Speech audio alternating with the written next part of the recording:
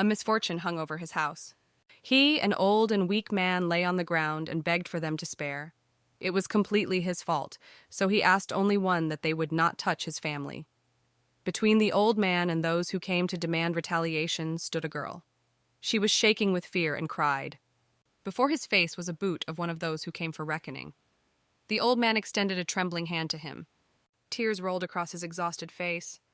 He was helpless, but continued to ask not to punish his family. But there was no mercy. One sharp swing, and in front of the old man was bewitched by his child, a little golden-haired girl. The old man could not believe in the reality of what was happening. The bitterness flooded his heart. He picked up to his feet and cried out from grief that they were demons. And God will punish them. He was immediately picked up under his arms to prevent his movements. One of the bandits, smiling through the teeth as if enjoying what was happening, asked why they were so slow, and he ordered to deal with it and leave. This applied to her. She rubbed her cheek with her hand on which drops of blood of the child fell. Meanwhile, one of the old man holding the old man said to follow his tongue, and then he added that the divine punished him precisely him for violations of the rules of miracles. The old man was abandoned, and he fell near the man's decapitated body, and the bunny pierced his back with his sword, with which, before that, she pulled his head to the child. The man in a burgundy jacket said that his grandfather would be grateful for saving him from life in slums. She completed her work. Her brown suit, hands, and even her face were stained with blood. But she preserved composure, walked away by squeezing her sword with one hand. After some time, a man in a burgundy jacket stood and rubbing the back of his head was indignant that she caused a lot of trouble. I did almost nothing, but still stained in the blood? He asked she would take the responsibility to stain her seats? The girl had just left the shower. In her wet hair and face, streams of water flowed, but he looked at her. He said that she would be more accurate, and to say thank you for giving her time for a shower. Then handcuffs clicked on her hands, and the man said that he did not want to get from her leadership because of her. They rode around the night city. He sparkled with all the lights. She was in handcuffs, and another of the gang sitting in the back seat, and two of her accomplices sat ahead. One of them drove a car and grumbled in displeasure that they were late. Bunny silently sat in the back seat. She turned her head and looked out the window on the lights of a night city rushing past. She thought that she was here for 9 years. They drove up to the building with a large bright sign, and she thought that in the past, and now she was still called Soyun. A light flickered in her eyes. Memories. She was an ordinary student. Ordinary life and relationship. Everything is like everyone else. She had a boyfriend, albeit inattentive to her, but from a prosperous and wealthy family. Soyun thought everything was fine, but she was still a crazy girl who once rushed to her with a knife in her hands and stuck her in her stomach. Everything happened so instantly that no one had time to react, and the girl, after her trick, looking at the Soyun, said with a crazy look, she knew her place. Soyun was mistaken. She did not die. Having come to her senses, she ended up in the laboratory. An unknown drug, an unknown experiment.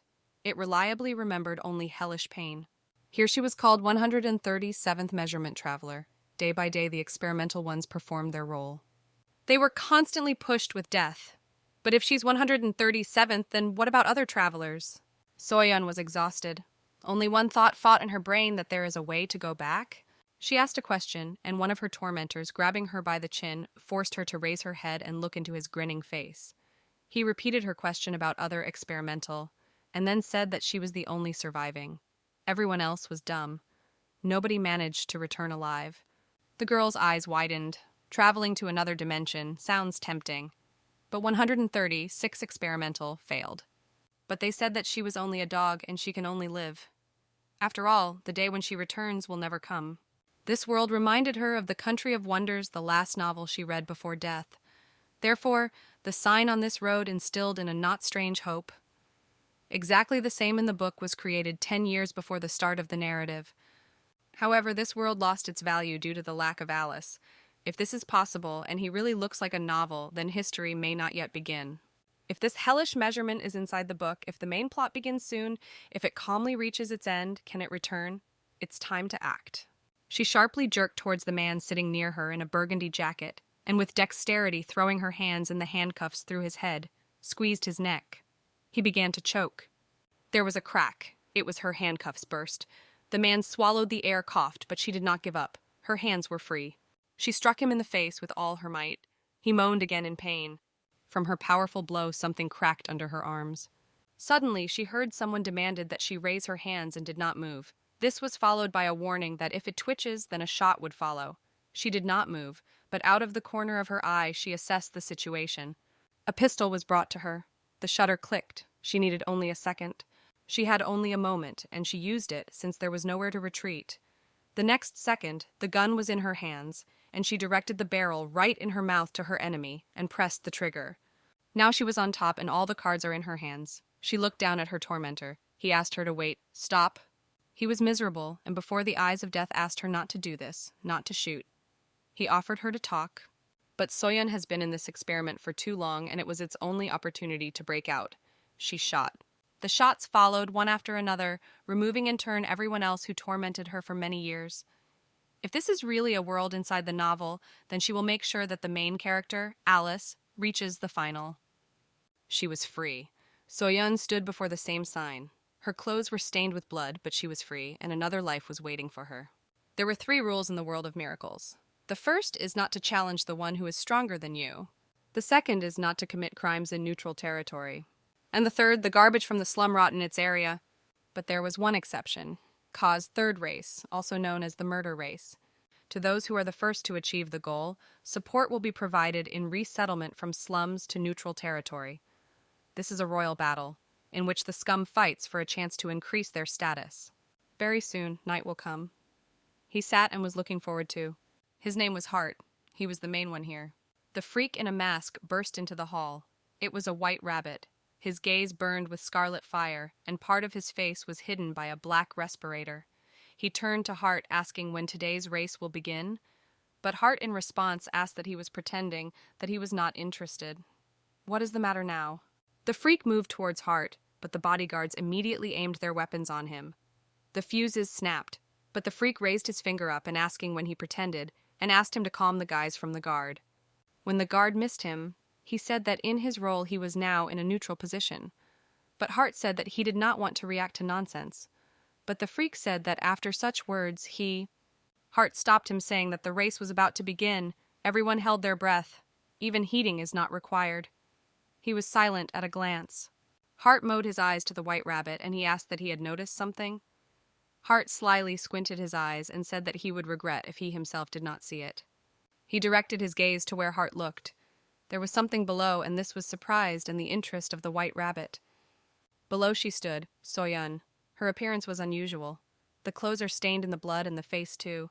A huge sword hung behind his back. The frequency ugly turned sharply to Hart and asked what else is it. But Hart, propping his head with his hand, asked that he really feels the threat of his role as a white rabbit. The eye of the freak lit up with hatred and flashed with fire. He said that he would kill her. Hart grunted incredulously, pouring oil into the fire with his doubt. He looked at Soyeon and added that he expected that this race would go down in history. And then he called out to the blonde. Soyeon turned to look in his direction. She saw a big black shoe and heard a male voice said that she was new. Then she looked and saw a smug face. The man closed his eyes and ruffled his hair with his hand. He felt that there would be an unusual evening today. He said that today a Kozen race would take place. In order not to get bored, he prepared a prelude. Soyeon also heard as he said that the white rabbit chose her as his opponent. Then he squinted his eyes and already seriously said that she was so lucky. The scene was this smelly quarter. Soyeon listened silently by taking the conditions. She is like a rat. I need to run, hide. Her enemy stood in front of her. They measured each other, and Hart summed up that she should kill that guy for an hour. Hart grinned and continued that then she would get a chance to take part in the main race. Now the word was behind her, but it was already clear that her choice was not great. Therefore, Hart said that the game would begin. Thus began a Kosen race. In a world where the strongest survives, when a weak animal sees a predator and anticipates his death, his legs freeze. The clang of weapons was heard. Soyeon was more accurate and agile. She struck and cut off the foot with a white rabbit. He staggered and began to fall on his back. The mask flew off his face. He understood that this was his end. And at that moment the predator makes a decision for both of them. Soyeon approached him and put a sword to his neck. The defeated enemy wheezed from his mouth, a stream of blood flowed, but he indignantly asked what kind of affairs it was. And then with contempt, not believing in what was happening, shouted, What does she do? Soyun was silent and only looked with a sad look at the defeated enemy. She was asked that she was not going to answer. The duel ended so quickly that everyone was stunned. Hart irritably asked that where did she come from. He began to annoy her silence and he demanded that she stop silent and answer who was standing behind her. But Soyun seemed to doubt. She looked at her enemy and was in no hurry to cut him. She was silent. Hart approached her from behind and put his hand on his shoulder, whispered in his ear, "Why did she stop? Can't cut it?" She answered clearly and briefly that she could. Hart grinned and asked in an elegant voice why then she hesitated. The White Rabbit realized that he had struck his hour. He cried out, calling for Hart not to wave a fool. And at that moment, Soyun waved her sword and stuck it into the enemy's throat. There was a crunch of cervical vertebrae. And Soyun, turning to Hart, said that she simply thought that he liked to decapitate people himself. Hart smiled smugly. He patted his hands and said bravo, adding that this was an elegant denouement. He asked loudly that everyone saw it, and he said that a real race would begin now. He looked around and said that we would see who will be next. All participants seemed to evaporate, and he was noticeably puzzled by this. It became quiet and deserted. He turned to the Union and said that everyone had fled. There is nothing to be done. Therefore, he said that she was blonde, becomes a winner. He was wondering how she was feeling. Soyun turned to him and asked him to give her the place of a White Rabbit. This surprised Hart. But Soyun looked at his cunning, narrowed eyes and waited for his answer. She thought that the story should end correctly, and he said that it would really be good. If she becomes a second plan character, she can help Alice and quickly bring her to the final. That was her plan. The day passed. Soyun was asleep, but in the corridor on the nightstand he was eagerly squealing the phone. Someone persistently tried to get through to her. She opened her eyes and reached out in bed slowly to answer the call. Only one day of her new life passed. She turned on her side. After the race, she received a place of a White Rabbit and asking about the place of residence. She received the answer that the house of the guy she killed was now empty and she could use it. When examined, the house turned out to be small, but quite suitable for use. The only problem was that rusty water flowed from the tap. Soyun thought for completely forgetting the ringing phone, and when she began to shudder at the door with all her might. Someone impatiently demanded that she go faster. She opened the door behind her, a man in a burgundy jacket stood, and the comments fell on her by an avalanche that he called her, and she was still inside. Soon asked incomprehensibly that he called her, and then he irritably shook the telephone pipe in front of her face and said that she also had a telephone remaining from the former White Rabbit. Soyun looked at him with complete bewilderment. She hesitantly repeated this word, phone, but he was not up to jokes. He again shook the tube and said that this crap was called the phone. Then he chose and laughed, said that she was already asserted, although she only left the lower classes. But Soyun grabbed her head and said that it was all ridiculous and his words nonsense. And then she added that he stops brag about what the place in the museum and demanded that he go to business. The man said that she was calling her hard. Soyun measured him with a look. I would like to know what else he was up to. She gathered and soon they arrived at the office which occupied Hard. Soon slowly headed for the table at which he was sitting. Today, Hard did not look very joyful. He told her that she was behaving impudently or simply frivolously, and he warned that if she further annoyed him, he would forget about the censor race and cut off her limbs. But she did not save and immediately asked how she annoyed him. Hard drank from a cup and looked at her from under lob with a dissatisfied look. He uttered one word, the phone, and he added that he sent her a message early in the morning. Soyun repeated in confusion, looking at the phone which he held in his hands, that it was that crap. Hard said that she could press the numbers to speak and send messages. This phone is modified for those who do not own magic, and with sarcasm added that it can use something else. But Soyun said that she had no magic, and then Hard closed his eyes, collecting all his self-control. She continued to look at him. The next moment, he opened his eyes and stared at her. His gaze did not foresee anything good. And the next instant, he grabbed her by the throat and hissed that she was serious. But Soyun, grimacing in pain, said that why should she lie? He turned her face to him and she looked into his eyes, said that she had never had magic. She is just experimental. And then she added that by the way there were things that she could not cope with the escape. Hard let her go, but still continued to look with an incinerating gaze. He asked what kind of things were these things. Soyun rubbed her neck and exposed one shoulder. There was a label on it. It was a tracking mark that did not allow her to escape from the laboratory. The girl said that she was done by what he calls magic. Secondly, she took her breath and added that she needed a real specialist in poisons. Hard grinned and said that judging by her facial expression, the problem with poison is more priority. He could not resist curiosity and asked that then she would use here. Soyeon squinted at him and said one word, herself. After some time, she stood in front of the door with the inscription that the poisons of Duke Poisons were located here. Soon held a leaf in which it was written that Duke is a native of the country of wonders and the genius of pharmaceuticals. There was still a post that she would not find a more suitable person. She took the door handle and pulled it over. The bell tinkled. She remembered how Hard warned her that there was one unpleasant moment that should be afraid of. A tall, thin man immediately caught her eye. He looked at the door in dismay, and in his hands held a sprout pulled out with the root. Soyeon remembered Hard's last phrase that she could do as she knew. The next second, the man's lips stretched out in a smile. He said that customers like her usually do not visit such institutions. But Soyeon said that Hard had given her a tip. And she added that he said that Duke is understanding drugs. A drug specialist approached her and repeated the name Hard in surprise. And then he extended what? He approached the Soyeon and taking her chin in his hand, put on her face against her and said that it means she killed a white rabbit. The girl openly looked into his eyes. Not a single muscle trembled on her face. The next second, Duke let her go and took a step back. He stated that they are always happy with new persons, and then he said that he thinks that he needed to turn on the light in order to greet it normally. He went away from her, but turned his head to the Soyeon and said that she looked younger than he expected. Duke asked her how many years and said that he, like Hard, was 21. It was an unexpected question. Soyeon, a little hesitation, replied that he was 17, and she added that probably. She thought to herself that given the time spent on the experiment, she was far over 30. Duke again cast a fleeting look at her and said that she was really young for his role. Did he ask her all right?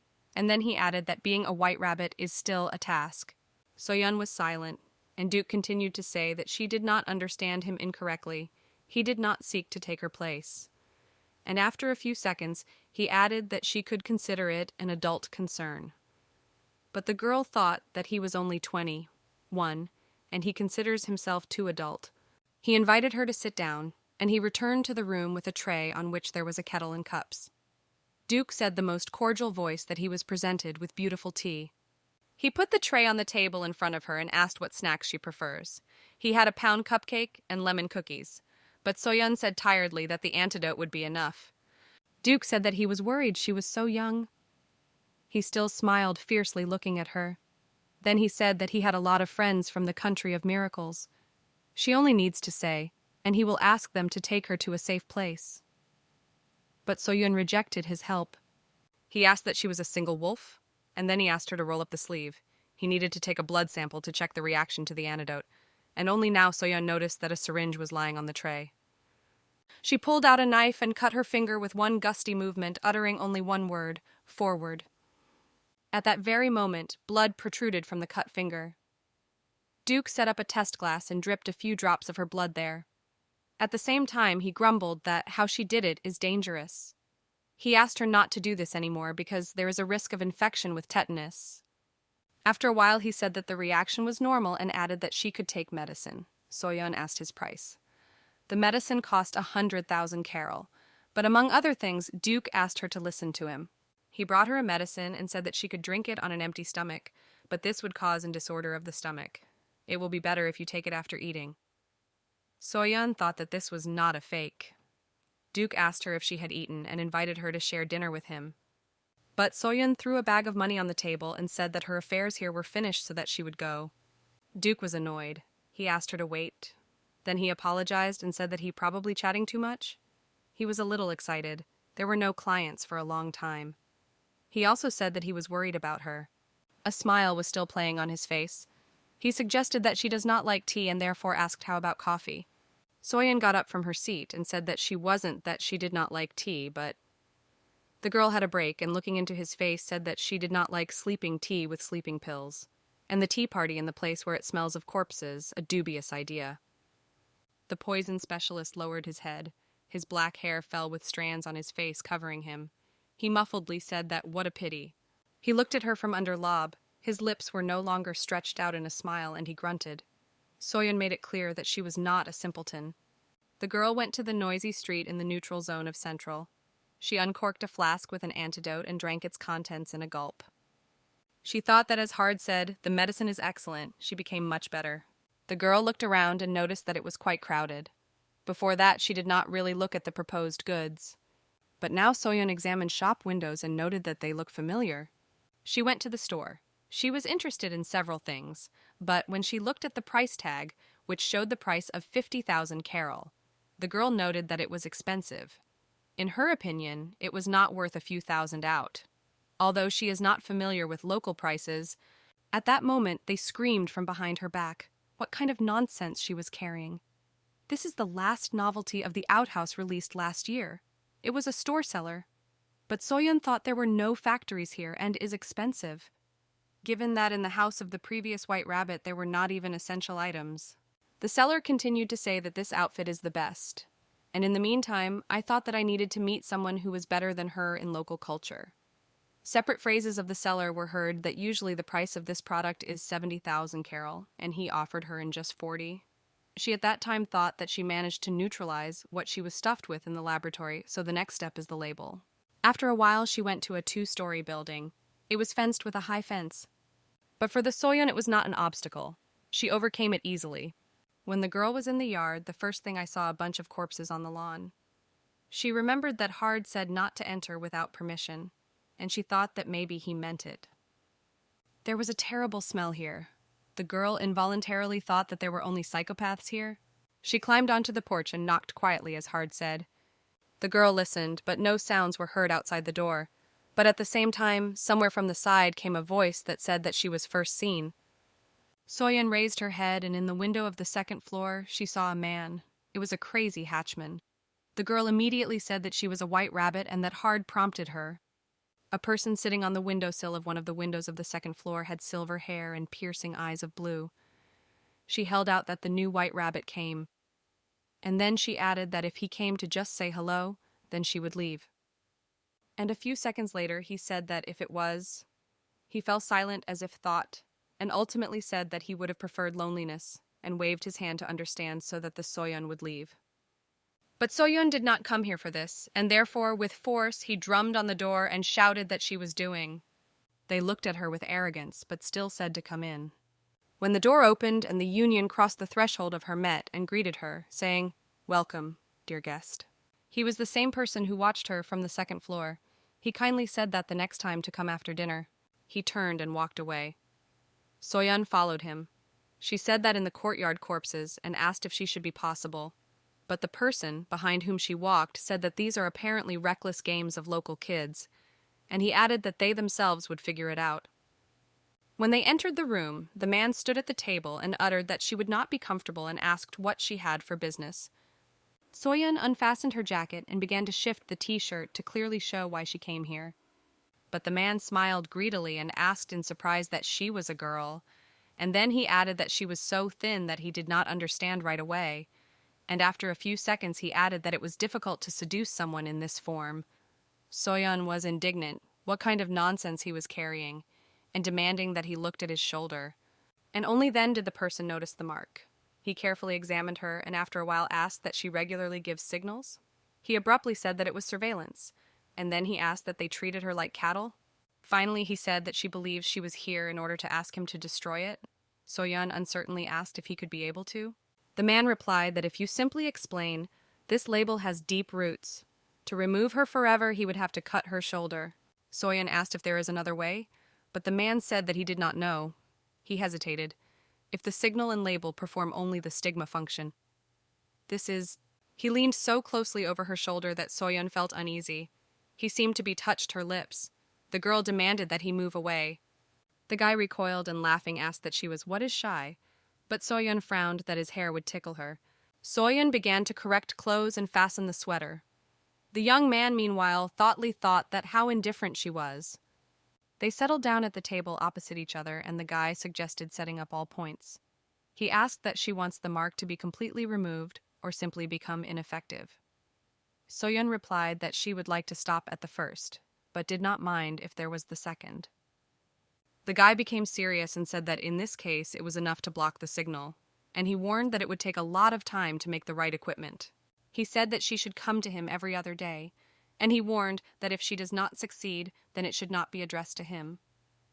He looked at her and laughed while saying that she was in a hurry, not him. Soon looked at the phone that lay in front of him. She said that the phone? He replied that she said that she had no magical power, and it is used by magicians. But Soyeon said that she was not about that. The girl looked at the guy and asked what they say he is best versed in the mechanisms. Is that right? He crossed his arms over his chest and confirmed what was true. Soyeon looked at him and said that his phones were seriously outdated. It's just bricks. The guy in response asked what she wants to say this. The girl raised and asked her to give her paper and a pen, and she asked to allow her to share the opinion of an outsider with him. After some time, she drew the schemes and gave the drawings in his hands. The Hatter stared at these drawings in amazement. His eyes widened with surprise. A small trembling began to beat him. He stuttered to say something, but Soyeon was ahead of him, saying that she was not an expert, so there could be problems here. While he was digesting her words, she said that he could fill them with his knowledge, but he suddenly grabbed her hand.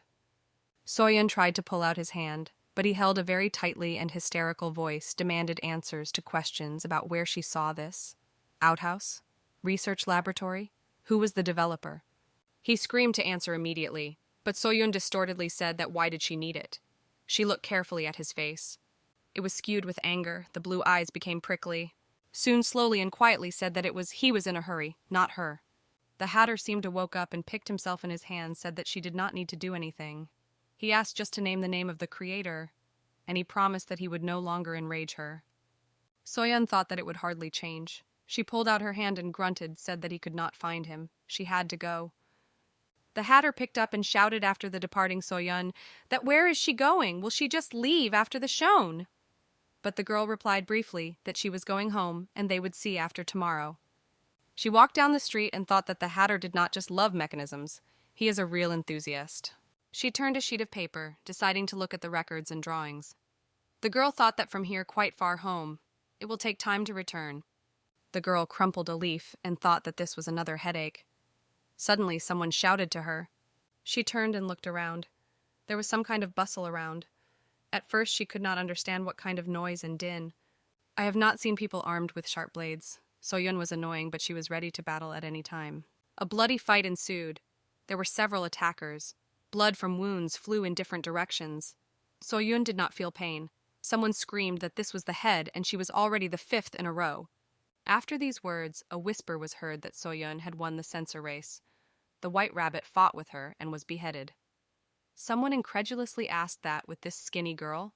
Someone also said that he could also kill him in order to increase the status. The attackers, those of them who survived, retreated. Soyeon thought that she wanted to quickly return home.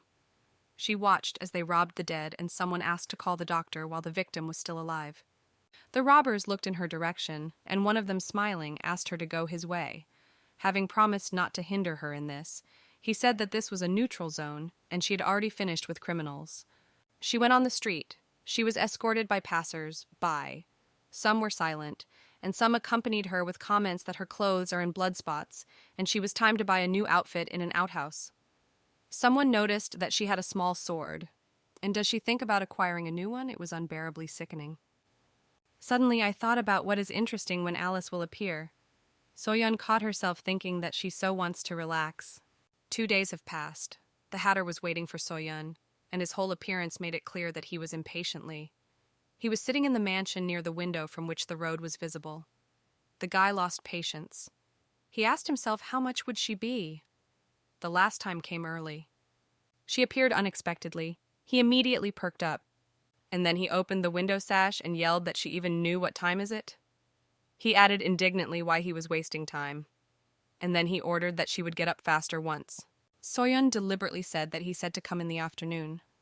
But the Hatter was angrily commanded that she would rather rise and added that the door would open if he knocked. Soyeon entered and he asked her from the doorway, why did she bring a weapon? Didn't she trust him? But the girl replied that there were just problems along the way. His house was too far. The Hatter said that she was popular and asked her to follow him to the 2nd floor. They entered the room and he ordered that she took off her clothes and sits down without touching anything. Soyeon took off her sword, listening to the Hatter. He said that they would conduct research 2 hours a day, and after that, for another 2 hours, she will explain to him what the mechanism she drew for the last time. He returned to her with a tray on which all sorts of test tubes stood. The Hatter said that this would be considered a fee for solving a stigma problem. Soyeon agreed. He put the tray on the table and took a monocular. He brought it to the eye and set up the sharpness of the image, saying that he has everything he needed. He went up to her, bent over his shoulder with a stigma, and said that now let her be silent. The equipment began to issue a squeak. He was repeated periodically. Soyeon asked what it was. The Hatter replied that this was his friend. He confirms what he checked. Then he grabbed the test tube from the tray and said that she would not pay attention to the signals. Soyeon sat silently, but many thoughts spun in her head. The sound of recording, cold air, a piercing look, a pungent smell of chemicals, and a pickling device. This reminded her of another picture. Laboratory, researchers in white robes around, the icy touch of the metal to the skin, blinding light. Prayers, screams, and tears, constant experiments and injections of drugs, and the stigma is like on livestock. The device made a squeak again. The girl thought that this sound was so reminiscent of laboratory that made me think. Soyeon pulled herself together. No, she is in another place. She managed to escape. What is happening is now necessary. And this man and his device help her. The country of wonders is a country of miracles, not a laboratory. She convinced herself that it was safe here. The Hatter at this time began to pour on the stamp liquid from the test tube. The skin in the place where the liquid fell began to stab and made the Soyeon to the grimace. The Hatter asked what hurt her, but she replied that he continued. The Hatter shuddered, and the Soyeon bowed his head. He said that now it would be even more painful. And again, the reagent poured on the stigma. The skin began to burn. Soyeon seemed to have pulled away from reality. The whole body seemed to burn out from the inside, but she endured silently. The Hatter leaned toward her and quietly said that he was wet with a towel, promising that now everything would be in order. She offered to continue. Soyeon thought that the label seemed to fall asleep. The Hatter looked at her and thought that an extremely indifferent girl seemed, but it was sensitive to such things. It is hard to believe that she decapitated the white rabbit. The Hatter said that everything is today. He began to say that now about the phone, but Soyeon was staggered. She fell straight into her hands, losing consciousness. The girl's eyes were closed, but tears were dripping from under the thick eyelashes. The Hatter was dumbfounded. He supported her with his hand. Her head fell on his chest, and he could not believe that she fainted. She was so good. Nothing bothered her. It was quiet and calm, and it seemed that she was in a fragrant garden where flowers bloom. The next moment the picture changed, and a hand clenched into a fist appeared before the inner gaze. The streams of blood flowed down it. Soon opened her eyes sharply. It was the horror of her life. Eternal struggle. She sharply sat in bed trying to understand where she was and what was with her. A scream fell from her lips. Opposite her with a book in her hands was a Hatter. He calmly said that she had finally woke up. The girl touched her shoulder and straightened her shirt, asked where she was. The Hatter replied that she was in his room, and he assured that she could not worry. He did nothing doubtful. He exhaled and said that her fainting had put him in a difficult position, but he patiently waited for her awakening. Soon asked in surprise what he meant. He sharply turned the book which he held in his hands to her. Soyeon flinched, and he demanded that now, as she promised, let him explain to him yesterday's drawings. The Hatter with indignation poked a finger at the drawing and asked that she said that the phone starts to work if you press here. How then to send messages? And what about calls? How to enter numbers and text? Soyeon turned away from him, apologized, and said that she was a little tired, and she suggested to him that from now on they would start with explanations and then go to the study. But he did not lag behind. The Hatter moved closer and said that he worked. She should not get tired of the fact that she just sat. He again slipped her book and asked what she knew, and he asked to show a little effort. Soyeon thought he was very persistent. He must be very impatient. The girl looked at him and said that she would keep her promise well, but she invited him to go to the table. When they were located at the table, the discussion began. Did he ask questions about the main function? Soyeon confirmed his guesses. He had doubts, and he said that it was strange. Then the girl asked in what sense. The Hatter said that too many additional functions. He again asked her a question about the function of playing music, and then he replied that it was troublesome and useless. Soyeon thought that if she begins to explain, she would have to delve into especially the era and culture. The guy said that he had heard a lot of things, but 2 hours passed and the sun was already sitting, so he suggested finishing on this. Soyeon said that excellent. She left, and he looked at her from the window on the second floor and shouted after her to come in the morning. Soyeon did not turn and did not answer him. He continued to look after her until she disappeared from the field of view. His gaze was concentrated and gloomy. Then he plopped down on the bed and experienced the pleasure of how this day passed. There was slight fatigue in the body. He took off his hat and his gaze again became serious. He thought of her, about a strange girl. Soyeon, in turn, walked along a crowded street in her hands. She held the phone. The girl thought that the phone and magic, these words are not combined. Outside of the country of miracles, in Outhouse, cell phones work using magic. But most residents of the country of miracles do not possess it. The country of miracles was founded about 100 years ago by ordinary people. They changed their life in this place, and the phone became one of these innovations.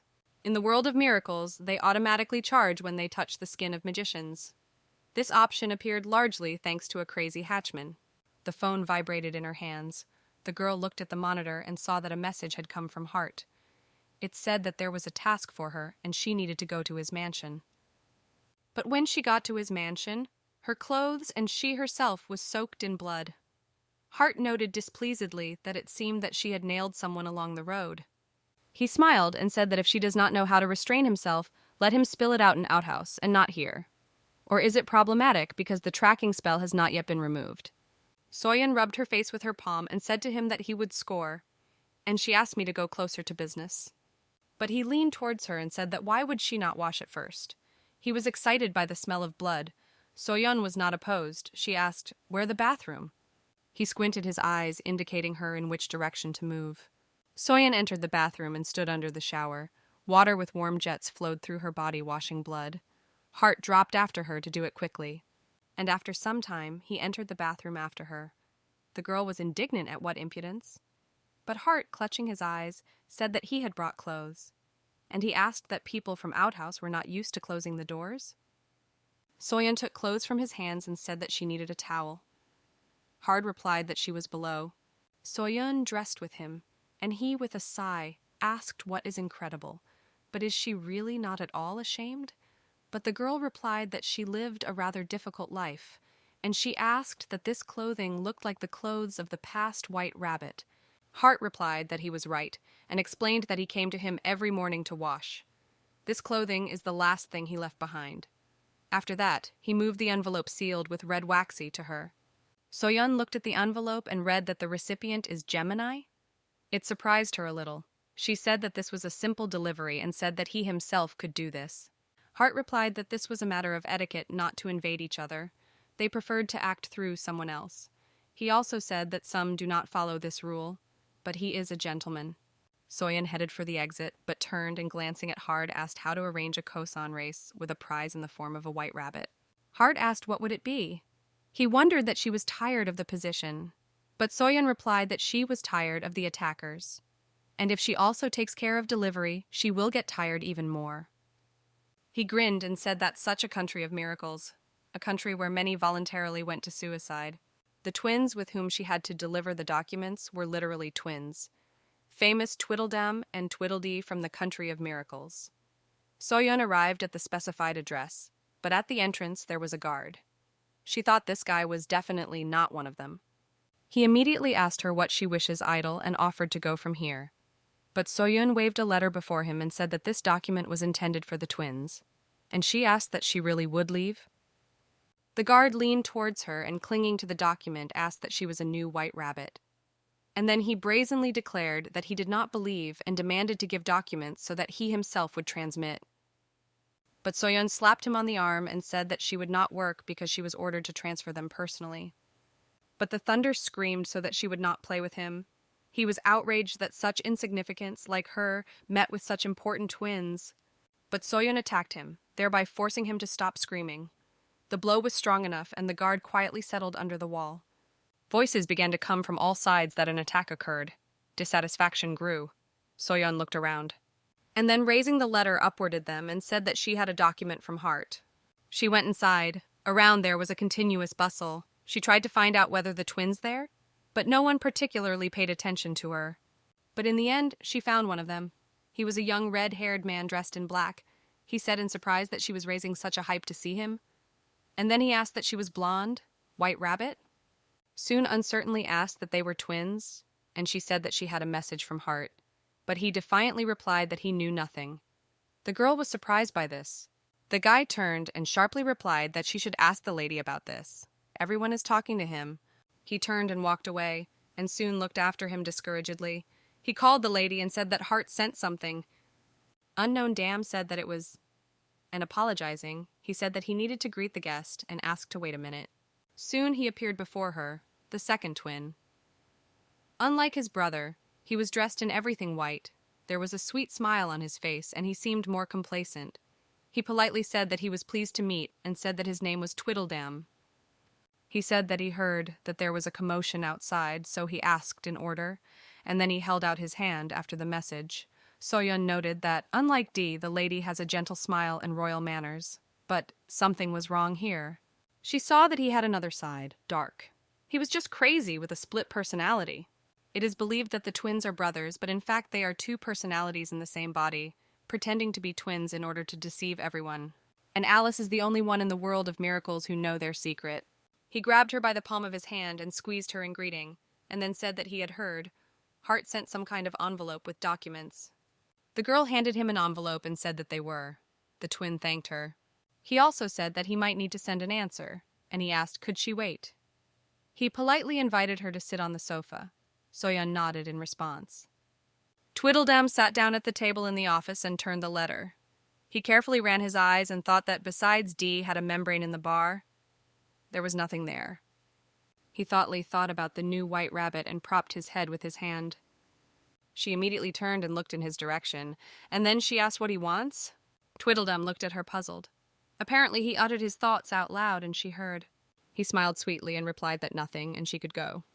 Soyeon rose from the chair in which she sat and said that she would do so, and he apologized for detaining her. The girl left, and a smile continued to play on Tweedledum's lips. He mysteriously said that he understood what Hart so much likes her. Next, the usual routine life with minor assignments began. Soyeon went to the bazaar for groceries and returned home. She walked along the street by pressing a bag of food to her. The girl thought that 100,000 carol, it seemed pretty cheap, even taking into account the allowance for work in dangerous conditions. Suddenly she stopped. Some new unpleasant sensation appeared. The feeling that they are watching her. A guy appeared ahead. He was decently dressed. The clothes were kept in brown tones. There was a checkered cap on his head. He pulled her over her eyes. Soyeon passed him and thought what could she seem to her. After that, life turned into routine. She had breakfast, went to work if a call was received. Or killed provocateurs? I visited a crazy hatchman every other day. In one of the next such visits, he glued to the place where there was a label mark, but not ordinary, and he explained that this device is designed to detect the signal from the mark. He shook his head towards the apparatus standing nearby. Soon also looked at him without much interest, and the hatter said that if the device is silent, then the outgoing signal is blocked. Soyeon asked him how much does it work. He replied that about 15 minutes, but 2 weeks later, most likely, it will increase time. She thanked him, but he only smiled, and crossing his arms over his chest said that she would know what he had taken away from her, then would not say that. Soyeon sighed and thought that she explained enough for him to understand that she had come from another world. She said that she gave him many lessons, and he replied that this was part of the transaction. As the crazy hatchman assured, 2-hour patch was created 2 weeks later, and a week later, a 6-hour. She stroked him and thought that now in the laboratory they probably think that she was dead, and she will never have to return there again, after about a month of stay in the world of miracles. Perhaps because she finally relaxed. She had to contact the hospital with complaints of weakness. She complained that she could not get together with the forces, the whole body was breaking. It seemed that there was also a fever. She asked if it could be because of the drugs. She thought that Duke definitely could not slip anything to her. She was replied that most likely this is just a cold from overwork. Soyeon was surprised at a similar conclusion. The doctor leaned back in his chair and said that it was. She said she was on the run for about a month. That's all, she is just tired. He handed her a record with pills and said that she would accept them and sleep and feel better. Soyeon uncertainly took the pills, and the doctor continued to say that she took 1 tablet half an hour after eating. She left the hospital and thought that she was not dying. She just needs to sleep. Suddenly her phone vibrated, notifying that she had received a new SMS. The girl took out the phone and stared at the screen. SMS was from a crazy hatchman, and it was in it that he was waiting for her until 11 o'clock at the address Caternal Street, 45. When Soyeon arrived at the place on the street, it was already dark. In the dark sky, the moon shone. The girl got out of the car and examined the building under the number 45. Did she think uncertainly or this place? Outside it looked neat, but the smell of blood hung in the air. Soyeon went towards the entrance. She took the handle and turned it, pulling the door over herself. The first thing that caught her eye is a puddle of blood and corpses of people. Sadness froze in her eyes. Inside it was different. She stepped inside, crossing the crippled bodies of the dead and wounded people. She was going into the light, which made his way out of the open door. A knock came because of her. Soyeon opened the door and saw a crazy hat of a man bowed over the body. A hand was lying next to them, and again she heard a knock. It was he who repulsed something measuredly. Soyeon stopped at some distance from him and said that it was tasteless. The hatter only turned his head slightly, but his contented smile became noticeable. He said with malice that she really had not heard about respect for other people's hobbies. His eyes shone. The clothes were stained with blood. He said that she came early and called her a white rabbit. Soyeon continued to look at him. He got up and reached for the closet hanging on the wall in front of him.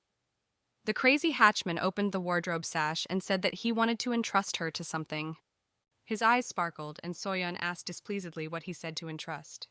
The hatter took out a sparkling vessel from the closet. He rejoiced like a child. He praised himself that he was well done, that he went into this mansion. There were such charming things here. Soyeon flashed the thought that he was so in love. She called him, calling him a crazy hatchman, and he seemed to be scared. The magic disappeared, and he ordered her to carefully wrap all the cups and saucers. He threw her a roll of wrapping paper and said that none of them should break. He glanced over her shoulder. It reads anger and threat in it, and then he repeated that he should not break. He will not forgive this. And again with anger he asked if she understood. Soyeon began to carefully, in several layers, to wrap the cups and put them in boxes. When everything was laid, she turned to him and said that she had coped. He watched her work and now ordered to take the box and follow him. It was necessary to put everything on the back seat of the car. When everything was laid, they also got into the car and slammed the doors. The hatter said that he had something that could interest her. Soyeon asked what it was. The hatter showed her a capsule clamped between his fingers. He said that it was a magic capsule. He explained that 20 minutes after admission, her body would absorb magic. Even those who were born without her will be able to use this. He smiled and said that in Outhouse he was sold for 250,000 carols, but he will be able to buy from him for 150,000. Soyeon thought for a moment, at least it will be very useful when using a car or phone because everything worked here with magic. He asked what she would say, and Soyeon suddenly said sharply to give 2 capsules. The hatter started the car, turned on the headlights, and they drove away. Soyeon sat depressed. She said that she did not expect that the famous pervert killer would be so close. He carefully followed the road and, repeating the word killer, replied that he was just a lover of teacups. She sighed heavily, and he smiled and asked, "What kind of reaction is this?" Soyeon turned away from him and looked out the window. They arrived at the place, and the crazy hatchman ordered the Soyeon to get both boxes out of the car, but at first only one had to be brought. He ordered her to take a big one, and he will finish here and follow her. Soon unwittingly replied that she understood. The girl took the box and moved away from the car. Hymns of sea kraken rushed after her, but she did not turn. In another second, an explosion sounded. Soyeon did not even start. She entered the house. The hatter commanded her where to put the box. He once again reminded her that she was very careful so as not to break anything. Soyeon asked that that's all, and she added that if he wants her to help him with cleaning, she will have to pay more. Suddenly something was piercing, and this made the Soyeon shudder. She took her hand behind her head and gave a moan. The hatter turned to her and asked what happened, but Soyeon tried to cope and said that nothing.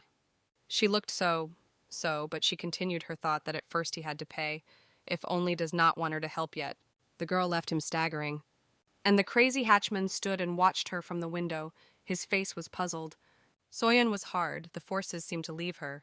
She wandered along the street, slightly staggering. And at that moment, someone called to her by a white rabbit. The girl raised her head and looked at the man standing in front of her. It was Duke. He smiled at her and asked what she was doing on the street so late. Soon lowered her head, because it was hard for her to keep her evenly. And Duke said that the girl, like her, should not go out at such a time. He noticed that she doesn't look like that, so she also walks alone.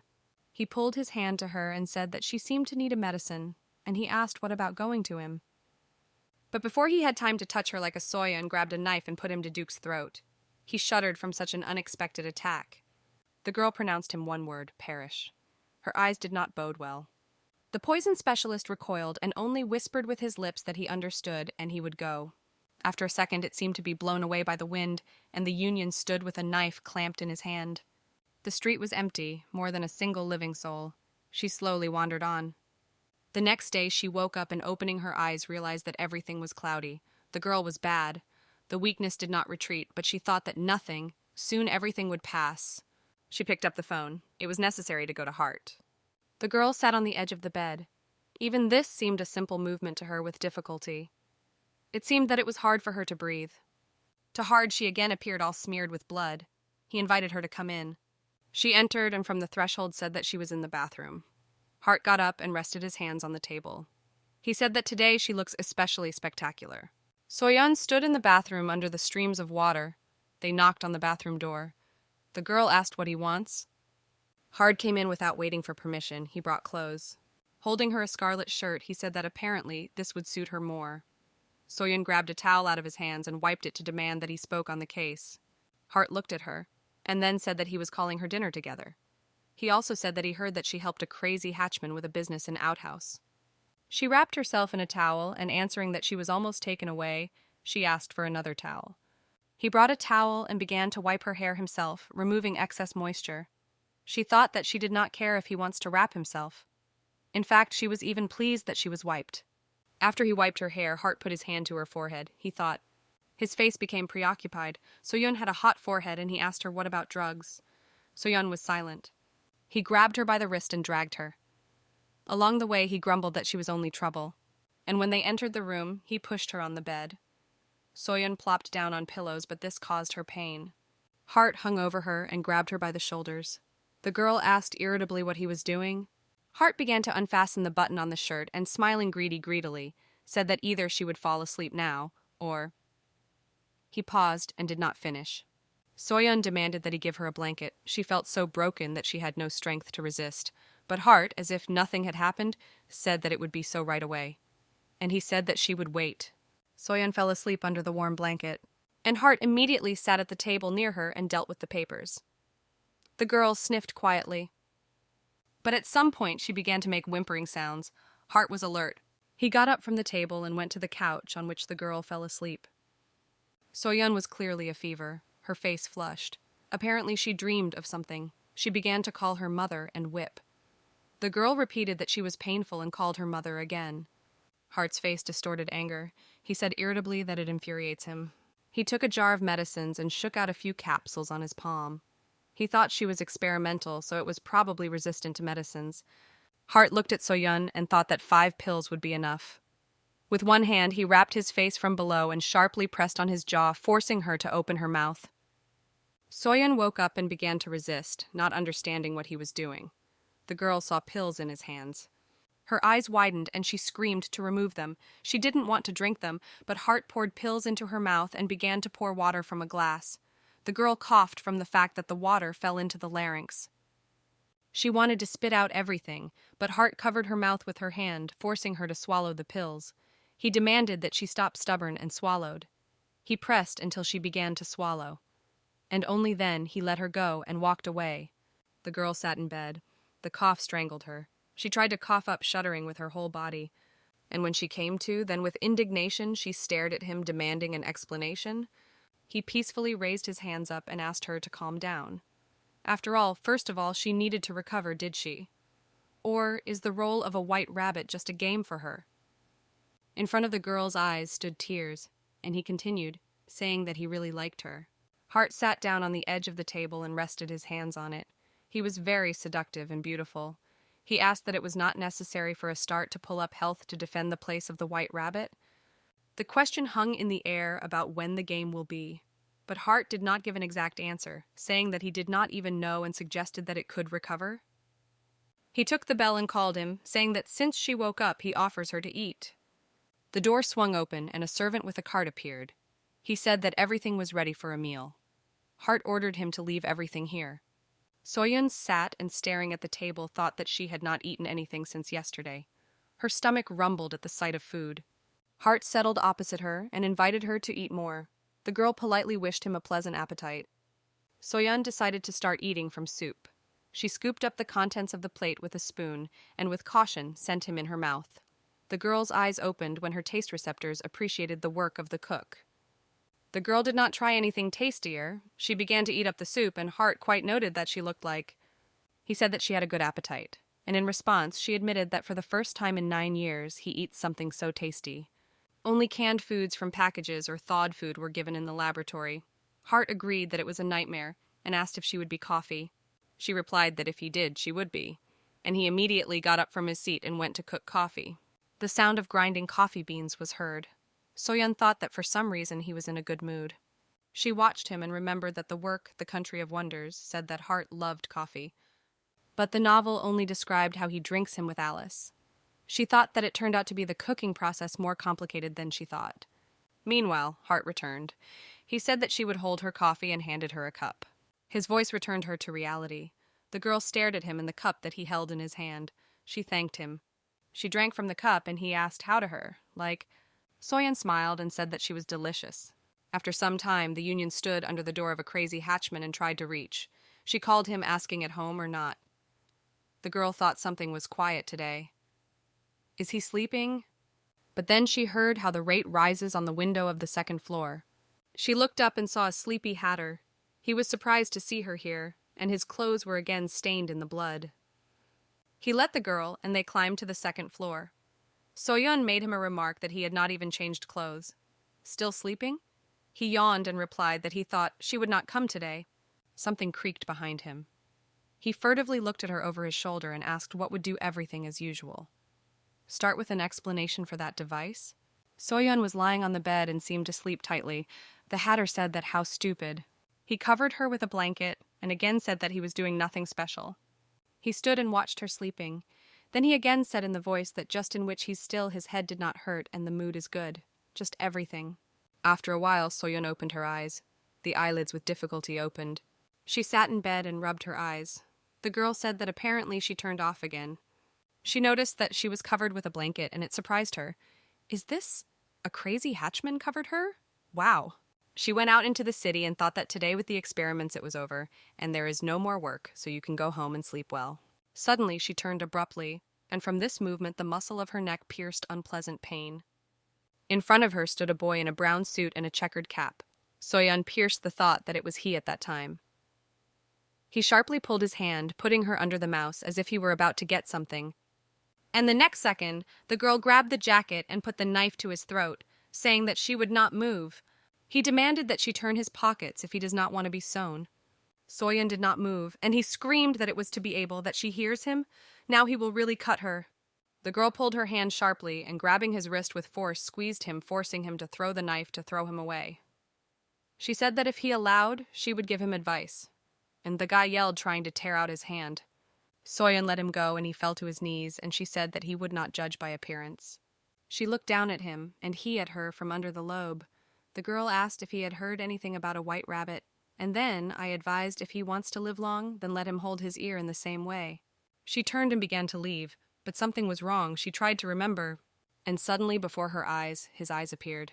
Big eyes of a brown color. She remembered her friend. His eyes looked like a plow. He had the same brown eyes. Soyun immediately scolded itself for stupid sentimentality. Surely in a couple of days it will already forget about him. Screams were heard behind her. Someone shouted that this is the same pickpocket who was mistaken here nearby. Small lousy as soon as there is enough impudence. She turned and looked at him. Soon again thought that she would no longer get involved in it. The boy beat several guys. They did not spare the Tumacs, put him on the ribs, saying that this was not a bastard from the slum, a dirty bastard, how dared to come here. At that moment, another man approached him and roared that he would teach him a lesson, and he demanded that everyone move away. He took out a blade and said that in such cases he has a favorite way and swung to cut the guy. He sharply stepped on a guy lying on his stomach and pressed him to the ground, began to crush. He began to ask him to be released. But the man waved and said that his little hands were still not suitable for anything other than theft. Therefore, You need to teach how to properly. But at this moment, the clang of the metal on metal was heard, and the next second the man's blade flew far to the side, and he roared with anger that who dared to create such impudence. Soyeon raised her hand up and threateningly said that she was a white rabbit. The crowd fell silent for a moment, but immediately rustled with renewed vigor. Everyone asked that she was a white rabbit. Then a rumble flashed about the fact that this little one is a familiar white rabbit. People were indignant that they were in the neutral zone. Soyeon straightened the sword behind her shoulder and offered not to shed blood. One of the peasants yelled that this jerk had stolen his wallet, but she replied that she was thinking he had already received merit. With such a hand, he will no longer dare to steal anything. The thief sat on his knees and held his hand. Apparently, she bothered him greatly because he was trembling. Someone said that if he did not grind. In the end, someone said that if the white rabbit himself said so. But then they turned to the Malza and warned him that the next time he had a lid. The crowd dispersed and they remained together. Soyeon stood and silently looked at him. The girl thought that she had got into troubles due to unnecessary sentiments. She went on. After all, she even has no reason to help him. She thought that this was enough. Suddenly, the boy demanded that she waited for him. The girl felt her something pulling her clothes, but the guy, meanwhile, demanded that she take responsibility. She stopped and squinted at him. He stood behind her and held her by the jacket. He had one eye and face in abrasions. Soyeon asked why she should take responsibility. The guy replied that it was she who broke his wrist. She moved to walk further, leaving his remark unanswered. But the boy was not behind. He yelled that now he could neither work nor steal, and how to survive. She said that this was his problem. If he did not threaten her, the guy said that and did not finish. His voice broke. He clenched his teeth, but hopelessness burdened him. Tears poured out of his eyes. He could not restrain them. The boy, stuttering, said that he had a sister. She was sick and could not do anything without him. Soyeon stopped and asked what to do now. After some time, she had lunch at Hart again, and he said that curious rumors began to reach him. Soon asked which ones. Hart said that they say she had an unpretentious brother, and now she supposedly fills him to break later. He asked how she was. Soon, chewing another piece, said that she actually likes him, but too skinny and looks tasteless. Hart leaned his elbows on the table and said that he would not understand why she brought the children. There is so much trouble with them. He looked puzzled. Soon was silent for a while and then said that she was silent. The girl remembered how the guy burst into tears and talked about her sister. And she again remembered her friend from another life by Soho. He also had a sister. And she answered Hartu that she thought it would be nice to have an assistant. Before her eyes, a picture with a peacefully sleeping little girl stood.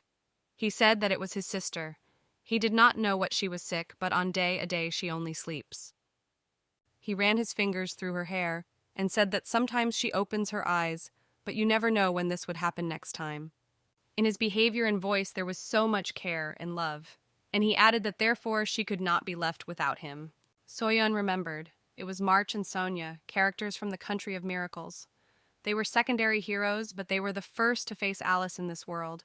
Thanks to her abilities, Sony's disease retreated, but later these two were still killed. Soyeon thought deeply. And at this time in the room, a thin voice called a brother. March said that Sonya woke up. The girl sat in bed and rubbed her eyes sleepily. He went up to her and loving her hair. March said that she thinks that he could leave him like this and one to run away to the kingdom of dreams. Sonya giggled and asked her to forgive. But then she noticed Soyoon and stared at her in fright.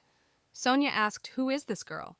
March also looked toward Soyoon and said the word girl in surprise. Soyeon smiled at them and greeted her, saying that her name was the White Rabbit. Sonya, with all her heart, joyfully smiled and said hello, introduced herself, naming her name, but Marta was distorted when the meaning of what was said, that she was a white rabbit, reached him. He began to shake. The Soyeon came closer to the girl's bed, and Sonya was still smiling, said that she was pleased to meet. In the original story, Alice met these guys in slums. Soyeon thought it would be easier to leave them here. But they are still so small. She watched with what love these children relate to each other. And somehow it turned out by itself that the words that they do not want to rot here all their lives here, however, fell off her lips. She told them to go into a neutral zone. They will work under her start. She leaned her hands against the sofa on which she sat and said that many assignments were falling on her, so if someone else had taken over delivery, it would have become easier. Hart looked at her from under the lobe. He sighed and said that she means she could not say honestly, but Soyeon indignantly said, In the sense, Hart said that she even showed them to the doctor, did she? A rather generous gesture addressed to simple messengers. He grunted and said that he was not going to intervene in such trifles. His face became serious, and he said that now another thing is important. He continued to say that tomorrow at 11 o'clock in the evening, in ruins in the southeast, he would open the game in croquet. Soyeon asked in surprise, "What's in the croquet?" The girl thought that this was not in the original. Hart waved his hand and said that the sense of race requires approval from others, and it infuriates him. He grinned and continued that therefore he decided to hold a game of croquet under his leadership. The rules are simple, but a little not the same as in a censor race. If the kokusal race is a royal battle, then the croquet is a game where one participant becomes a ball, and the rest are aiming at it. The one who will first tear his head off the ball and clog the goal. Hart asked what was simple, right? And he added that this time she would be the ball. He got up and headed for her on the move that she could use any means to hold out to the end. Hart approached the previously sitting girl and scratched her gently along the back of the head. He said that otherwise, and then he suddenly clasped her throat with his palm and squeezed it, saying that otherwise she would lose her head. Soyeon squinted at him and said that he was worried in vain. His eyes burned with a scarlet flame. He said with curiosity that it was interesting how she would entertain him this time, and he added that he hopes very much. He still held her by the throat and leaning to his ear said that he believes that she would not disappoint the one who had made her with a white rabbit. The next day, many people gathered on the ruins. The crowd discussed how long the game was not the game. Someone said that he had been waiting for so long that he could not fall asleep. One guy said that he heard as a prize there will be the position of a white rabbit, and the guy who stood with him said knowingly that this is why there are so many participants. And really a lot of people who wanted to try his luck have gathered, and the first guy looking at the applicants asked who his friend would put on. At this time Hart was sitting in a chair, and because of his back the question was that he seemed to take care of that crumb, but it doesn't seem to him even if she died. It was a doctor. Hart replied that on the contrary. But the doctor objected that there was not a single shelter, and no matter how clever she is, it will be difficult to win. But Hart smiled rather, and said that he was in anticipation. He was eager to see how she would entertain him this time. The doctor thought that as one would expect, there were no normal people here. Hart said that she had come. And in fact, Soyeon appeared in the ruins. She was in ordinary clothes with an indispensable sword behind her back. She was calm and focused at the same time. She stood alone against the crowd of opponents. She stood and silently watched them. The crowd of observers roared that this was not even a game. Someone screamed that he puts 1,000 carol that the head of a white rabbit would be cut off in 5 minutes. In response, a rate of 50,000 flew in response, that his head will fly in 7 minutes. Soyeon peered into the faces of the opponents. They looked selflessly. Some grinned. Everyone was with sharp axes. Again, someone offered a stake of 120,000 for the fact that the white rabbit would be defeated in 3 minutes. In the crowd there was a laughter and the words that they would deal too quickly. Suddenly and unexpectedly for everyone, a rate of 10 million sounded that the white rabbit would deprive of the heads of all participants. Silence hung on the ruins. It was Hart. He said that since no one believes in Soyeon, then at least he should, would it? A voice was heard from behind him. It was a crazy hatchman. He said that he also wanted to participate. He straightened his hat and said that he put 1 carol to the victory of the white rabbit. Hart turned to him and doubtfully asked that only 1 carol. But the hatter in tone answered him that he hates useless waste of money. Hart looked at the hatter and asked that he believes that there is no point in the game organized by him. The guy smiled, and Hart said that he would not miss his ears, thereby warning that the hatter was watching the words. The doctor looked at them expectantly. A tense pause hung.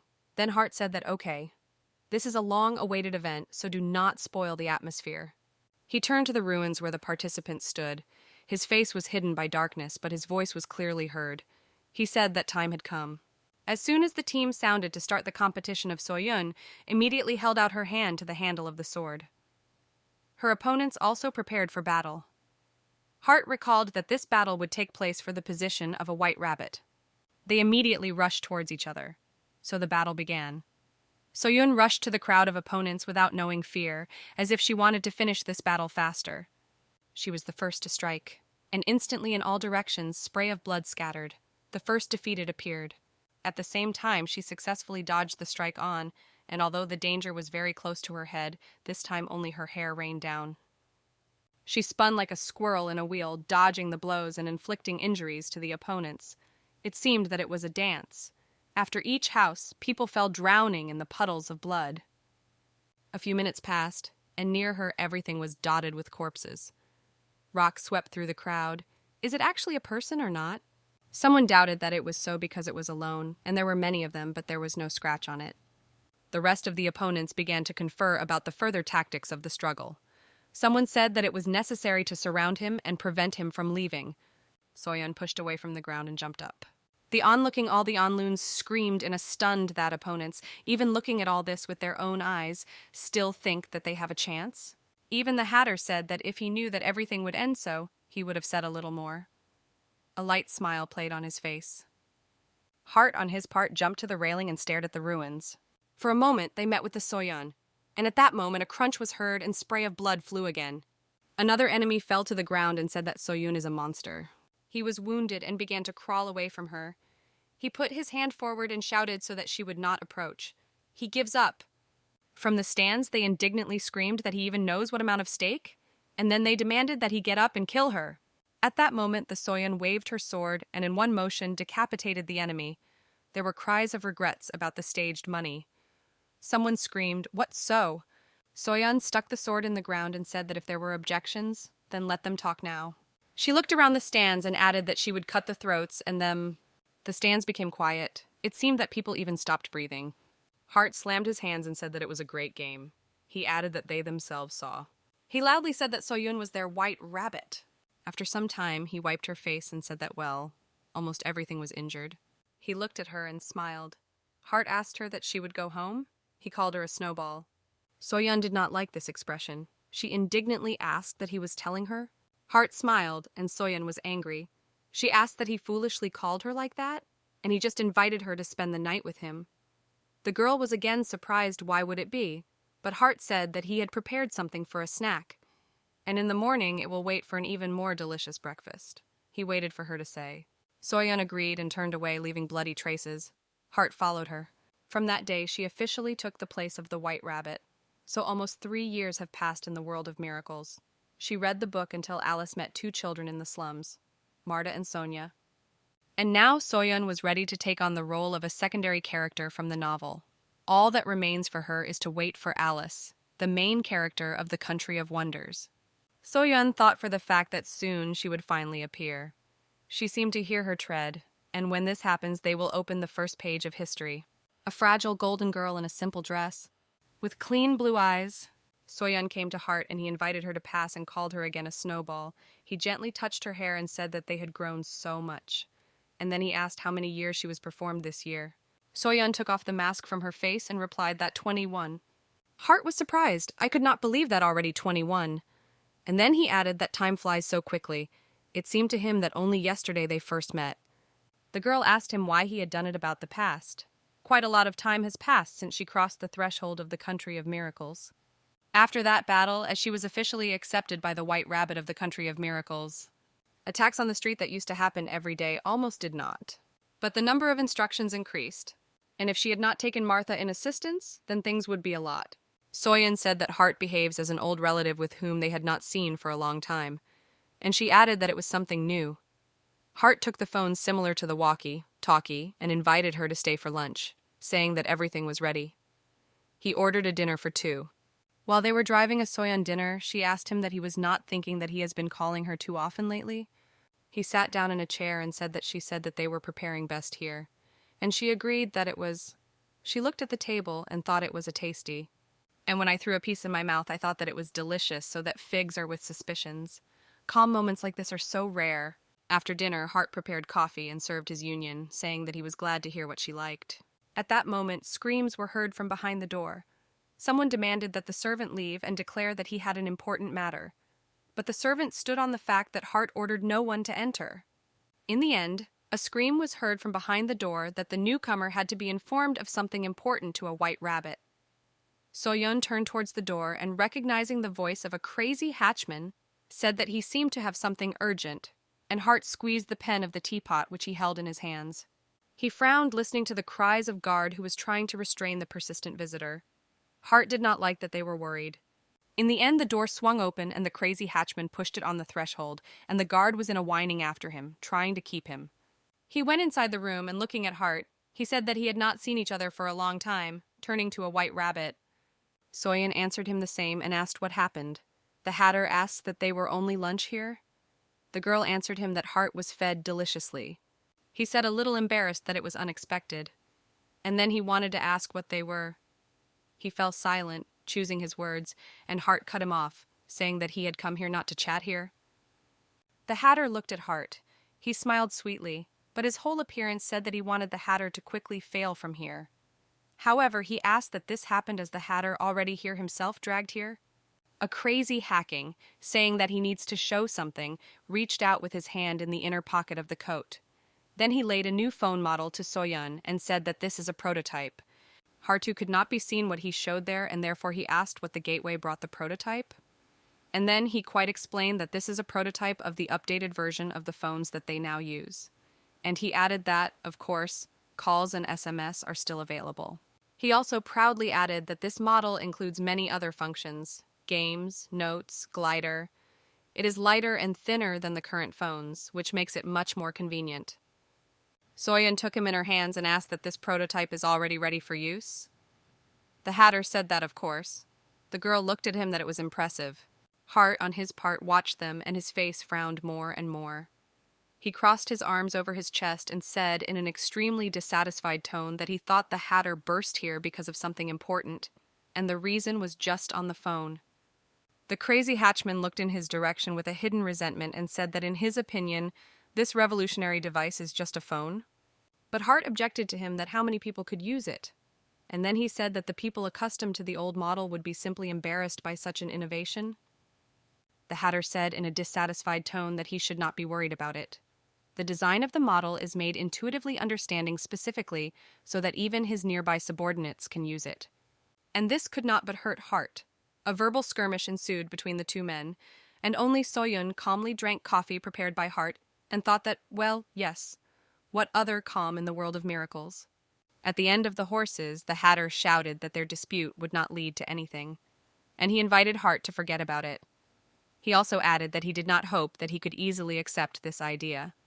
And then he handed the new phone of Soyeon and said that he was for her. The girl took the phone and asked that he would just give it to her, and the hatter replied that for this he brought him. She looked at the phone, and a joyful smile appeared on her face. The girl shone directly. She thanked the hatter and said that she would gladly accept such a gift. The hatter leaned toward her, and out of the corner of his eyes, looking at Hart, said that there was nothing to thank him for. He also added that in the end she was a co-author who gave the idea. Hart has become even darker. But in the end, he exhaled and said that he was surrendering. He asked for the hatter to do it, and for him only in red. Soyeon walked along the road and examined her new phone. The girl never thought that she would yearn for a smartphone. But there was a time when she was chained to him, lost the time for communication with friends. At that moment, the phone made a sound in her hands. This has come a message. It was Baby. She called the Soyeon to visit. She wanted to ask her about something and chat. She also wrote that she had prepared delicious ones. This message made Soyeon smile. After some time, they sat at the table, and Baby laughed at full. She said that it was ridiculous and added that so that Soyeon was always so fun. Soyeon said that the time could go to her request. Baby replied that she was just going. The girl noticed that so much time has already passed. She focused and said that there was enough chatter. And then she said that today at 2 a.m. they would come for her to kill. A smile played on her face. Soyeon did not interrupt, and the girl continued that it would be a gang of 6 thugs. The attack itself is planned for 2 a.m, but one of them will penetrate earlier at 8 p.m. Their plan is as follows. They will kill the deliverer of vegetables, someone will take his place, and will hide. And when everyone falls asleep, he will open the door. And she will finish it. She said that frankly, she was already tired of it. She thought and said that why could not leave such a beautiful and fragile girl like her alone? Soon looked at her silently. It would seem to people that Baby is a light target, but this is far from the truth. She is an informational broker with connections in the world of miracles and beyond. She had a universal ability to change the floor and an unlocking appearance. Baby gathered many lovers, forming a powerful clan. This means that she has not only excellent intelligence, but also by force to protect herself. Then she said with an ironic smile on her lips that she was counting on Soyun. There was no need for mercy. You just need to kill everyone. The night came. Baby lay down in her bed and seemed to fall asleep, as if this was not threatened with a mortal danger. At the appointed time, which previously penetrated into the house, a man opened the door. She opened with a creak, and he commanded to enter. The bandits were armed, and the man who opened the door said that Baby was sleeping now, so you need to finish everything faster. One of the thugs gloomily said that it was a good job and took out a sword. The man who opened the door only managed to pull his eyes out. The next moment he was struck by this sword. On this, his mission ended. They did not need him anymore. But Soyun did not give them the opportunity to get into the house. She dealt with them right on the threshold. Those who did not die immediately tried to crawl out of the battlefield and cursed a sniffing about everything Baby. He was surprised that she even attracted a white rabbit. He thought that so many people would definitely be enough. At that moment, they stepped on his head with force, pressing her to the ground. It was Soyun. She was not going to give him a chance to life. She brought her sword over his head, and he could only squeeze her name. He gritted his teeth that she was a damn spondle. Soon lowered the sword on his head, and she flew away. She thought that they themselves turned out to be idiots and blame others and all. A man appeared on the threshold of the house. It was a man. No one could have thought that it was Baby. He stood crossing his arms over his chest and leaning on the door jamb. He asked that it was impossible to be more careful. The indignation was in his voice when he said that how he infuriates everything behind her. And then I advised Soyun to at least strain my brains a little. But she replied that all the questions to Baby. This was her decision. But the young man reverently said that how could he complain about something to their sweet Baby? Soon depressedly replied that she did not care and demanded that she be given money for work. But the man, going up to her, pushed his human head with his foot and demanded that she first help to fold the corpses, and then the payment would be. They began to carry corpses, and the man commanded where to drag them. Soyun dragged the next body by the leg at the sky and froze. Something loomed against the backdrop of the dark sky. The man looked at her frozen appearance and asked what she was. He asked if anyone else remained there. She replied that no one else. Early in the morning, March opened the door and yawning went outside. He complained that he would like to sleep. Meanwhile, when he opened his eyes, he noticed something new with lateral vision, which was not before. Under the window, leaning against the wall of the house, a girl was sitting. She had golden hair. She laid her head in her arms that lay on her legs, bent at her knees, and slept. March stood and looked at her without knowing what to do. He came to the union, and she immediately made him a cup of hot tea. March seemed confused. He took the cup in his hands and mechanically thanked it. Soon examined him and asked that something was shaking. The girl added that he doesn't look like. March rubbed his eyes and said that everything was fine, simply could not sleep. Soyun grabbed his hair and ruffled it, but Marta did not like it.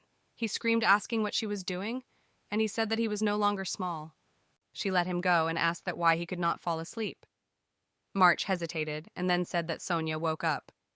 Soyun did not give his words the proper significance and said that she had woke up sometimes before, but March cried out nervously that this was not the case. Some girl healed her.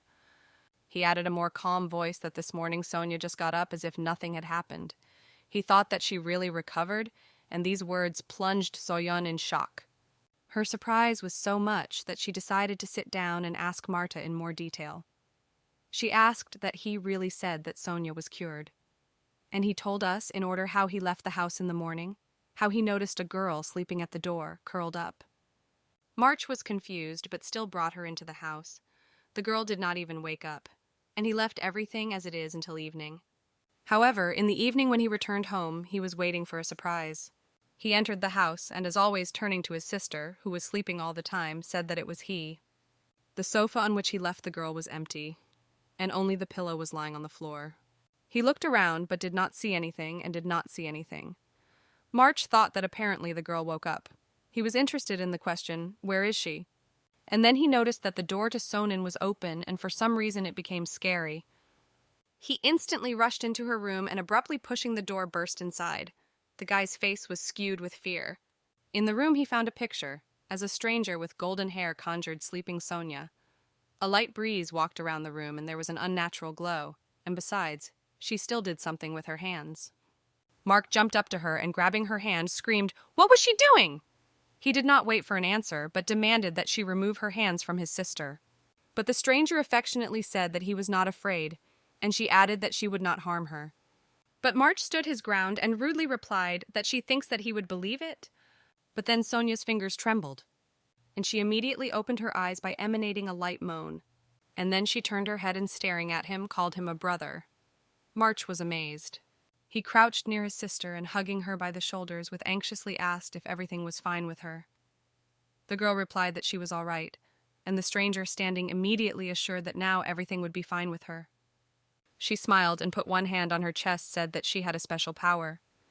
The girl extended the second hand to them, and the blue light poured out of her, and she said that this force allows people to heal. March looked at his sister and could not believe that it was really so.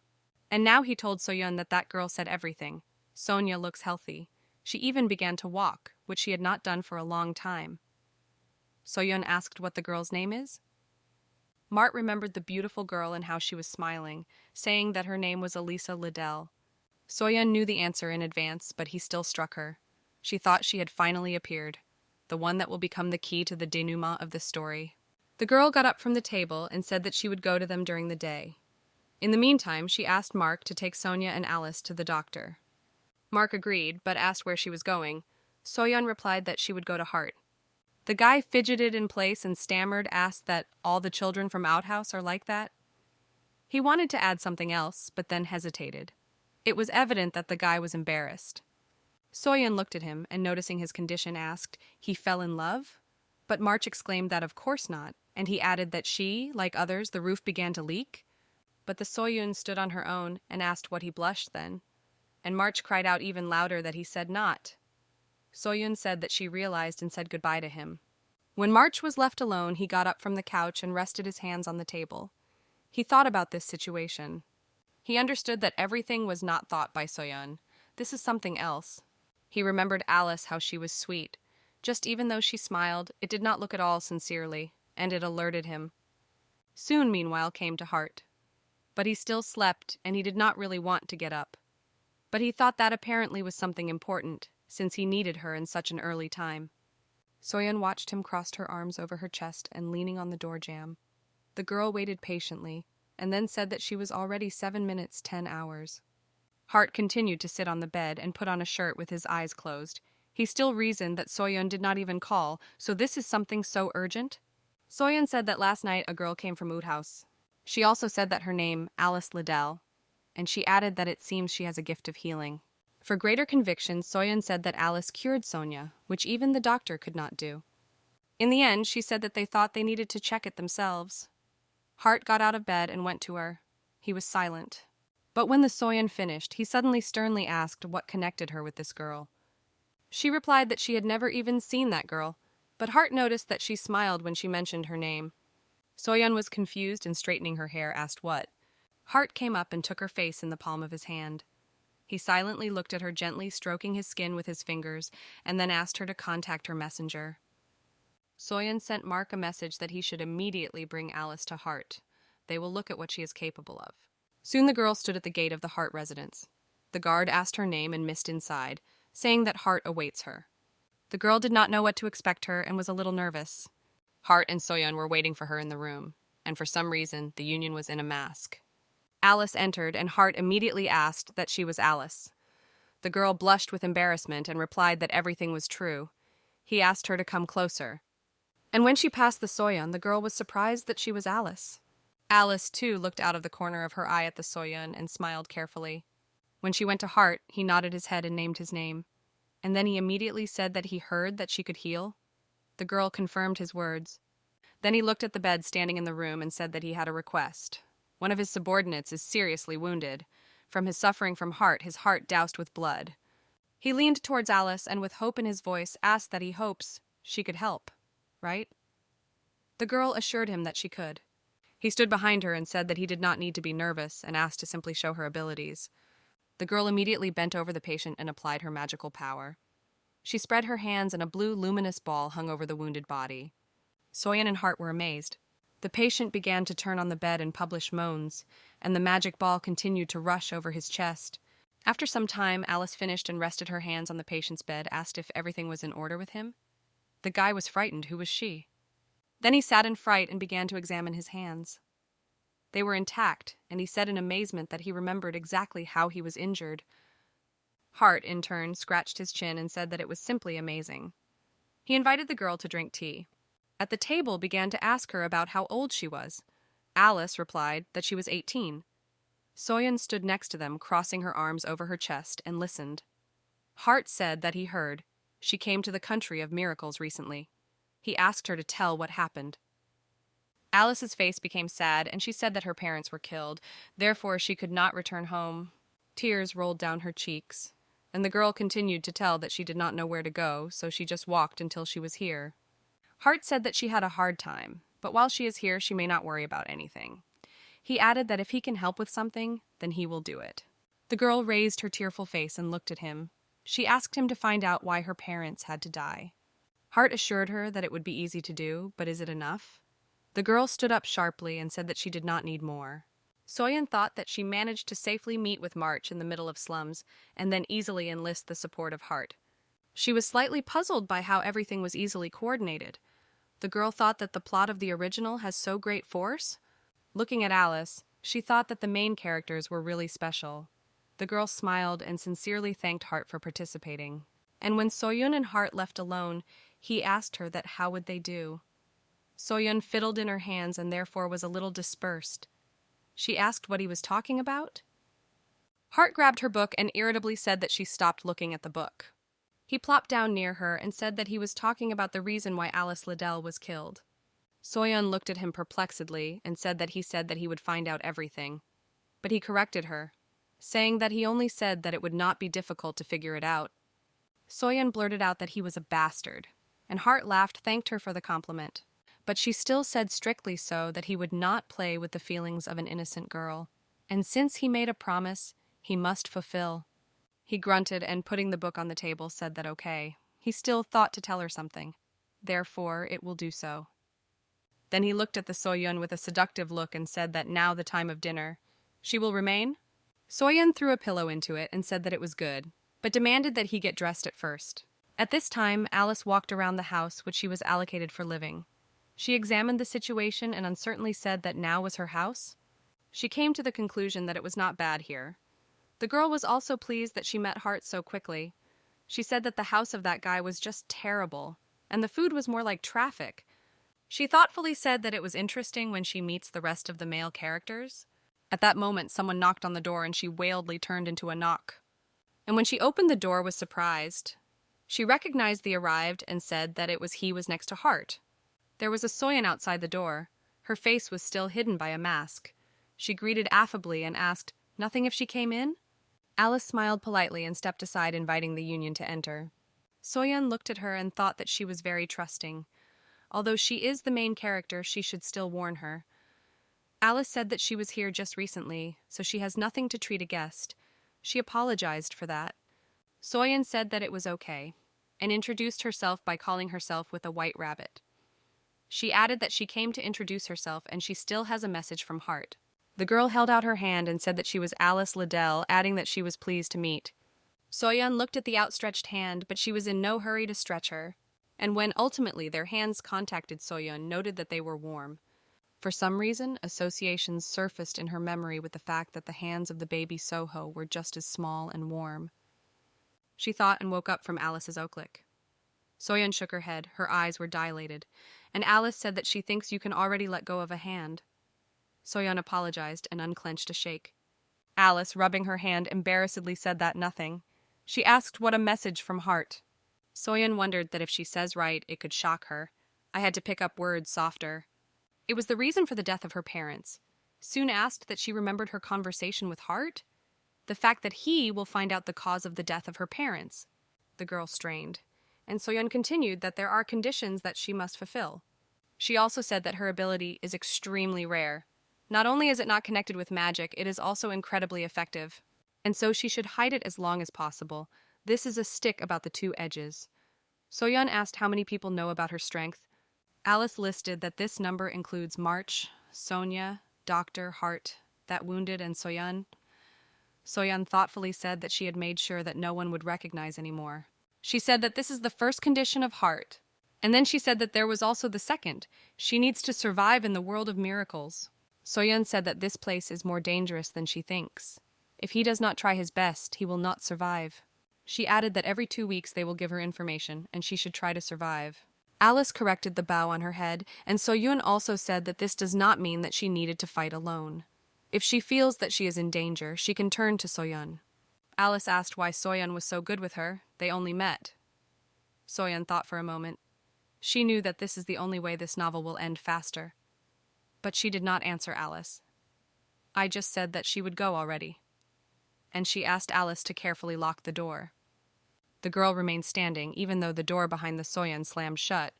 She thought that how unexpected. In the original, the white rabbit was disgusting, but here's quite kind. She smiled and said that she had more and more expectations. He had a dream, and it was a nightmare. Some man with luminous eyes hung over him. He seemed to try to get through the broken window. The Hatter tossed turning from side to side, but the nightmare did not retreat. He dreamed of a doctor who was holding a syringe in his hands. And then he dreamed that a bloody knife flew into him. Finally, he woke up in horror. It was hard to breathe. He did not immediately understand that it was a dream. He sat on the bed and rubbed his eyes. Someone mercilessly knocked on the door. It seemed that it would fall out. The Hatter looked out the window and saw Soyeon. He was surprised that already so much time. He pressed the button and said that she could go. There was a chest in front of her on the table. There were ampoules in it. The Hatter said that about 600 million Carol here. He said that he had to be delivered there where, and usually. He looked at the white rabbit and said that she could take a few pieces for herself. The girl asked incredulously, "What's the truth?" and immediately thanked him for such generosity. He replied that it would be without problems for him. Suddenly, stitching pain pierced her head. He grimaced. Soyeon asked what it is. The headache has become stronger. The Hatter did not answer. He held his head with his hand and thought that soon he would need to visit outhouse. At that moment, Soyeon touched her forehead with her palm. It was so unexpected. The Hatter shuddered, and she said that it was bad. Soon he will be better. He was silent, and she said that he would rest today, and adding that soon they would see and leave. He watched her out the window, thinking about what she said. Suddenly his eyes widened, and he covered his mouth with his palm. His face became punsoff with embarrassment. Meanwhile, Alice decided to take a walk around the city. The weather was beautiful on the street, and the girl praised herself that she decided to go outside. She closed her eyes with annoyance. A little walk is great. Sitting all week at home was so boring. A poison specialist met on her way. He, as always, smiled and approached the girl greeted and said that he had not seen her before. He asked who she was. The girl answered affably that she was Alice Liddell, and he introduced himself, saying that his name was Duke. Was he wondering how she was here? And he added that there are many dangers around and he was worried. Alice replied that she was fine. Many help her. Duke said what a blessing. He added that if she wants, maybe he will go to him on a cup of tea. He promised her to tell more about the world of miracles. Alice thought that it was dangerous to go somewhere with a stranger. The girl smiled radiantly and apologized to reply that today a little, but Duke interrupted it without letting her finish and whined that what a pity. He held out a hand to her for a handshake and said that then another time. Alice swallowed. She reflected on the fact that there would be nothing from the handshake, but she was tormented by doubts. And yet she held out her hand. The poison specialist was incredibly delighted with such a good luck. His lips stretched out in a slight smile. And suddenly someone grabbed her hand and sharply pulled back. Alice was scared, and Duke froze in place, pulling his eyes. He seemed even numb. Alice looked back and saw a white rabbit behind her. He did not look at her, only held so that she would not fall from a sharp jerk. He looked at Duke, and his gaze was angry.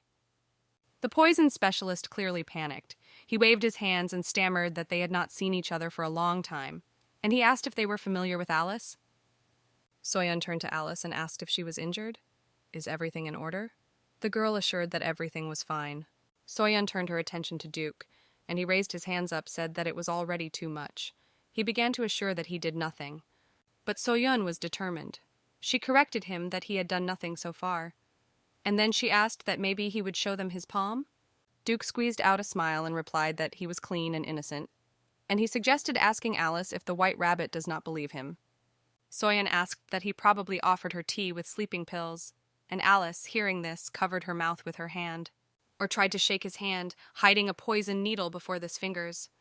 Duke's hand trembled. Soyeon took the hilt of the knife and took it out of the holster. She said that Duke thinks that she was not familiar with his tricks. He was horrified when the white rabbit began to approach him with a knife in his hands. He, stuttering again, suggested to him to talk. Soyeon jumped up to him and put a knife to his throat. She asked evil where they are now. Duke began to make excuses that he was wrong. But Soyeon only pressed the knife with a blade on her skin and repeated that she was asking where they are now. A drop of blood began to drain along the blade of the knife. Duke said that they were in the neutral zone, and Soyeon immediately removed the knife from his throat, but she threatened that at least once he would try to touch Alice, and she would not leave it like that. The poison specialist squeaked that he understood everything and promised that he had no longer. But Soyeon nevertheless poked him with a knife in the leg, and Duke fell to his knees. The white rabbit said that this was a warning. The next time this will not do. Duke was trembling like an aspen sheet, and Soyeon said that Hart put his eyes on Alice. The girl standing all this time on the side was struck by this statement. Soyeon continued to say that the next time Hart will have a business with him, not her. She noticed indescribable fear in Duke's eyes. Soyeon pulled out a knife from Duke's feet and invited him to follow his behavior. The poison specialist is slowly, limping on one leg, went away from the square. Alice asked in alarm if it was possible to let him go like this, but Soyeon said that he would not die from that. The girl held out her hands, saying that so much blood. But Soyeon pulled her, reminding her that no one should know. She also told that Duke loves cute boys and girls. When someone appears to him, he uses poisons and drugs to abduct the victim. She warned that this psycho is dangerous, so the next time it is better not to even approach him. She looked at Alice and summed up that who knew what would be with her if they had not been nearby. She also added that you need to be careful. Alice cried out and asked for sarcastics, but the white rabbit patiently said that she understood her bored and then asked her, "Please keep vigilance." Soyeon added that it is very beautiful, so it should be especially attentive. Alice from such words became embarrassed. She did not know what to say. And then she smiled and said that the white rabbit was also worried about her, wasn't it? She thanked Soyeon for the help. The girl smiled and in her soul thought that what a blessing that a white rabbit is a good person. Soyeon stood and looked at Alice until they began to notice that noise and gam had risen around them. But she was especially embarrassed when she once again came to a crazy hatchman. He asked her if she always preferred women.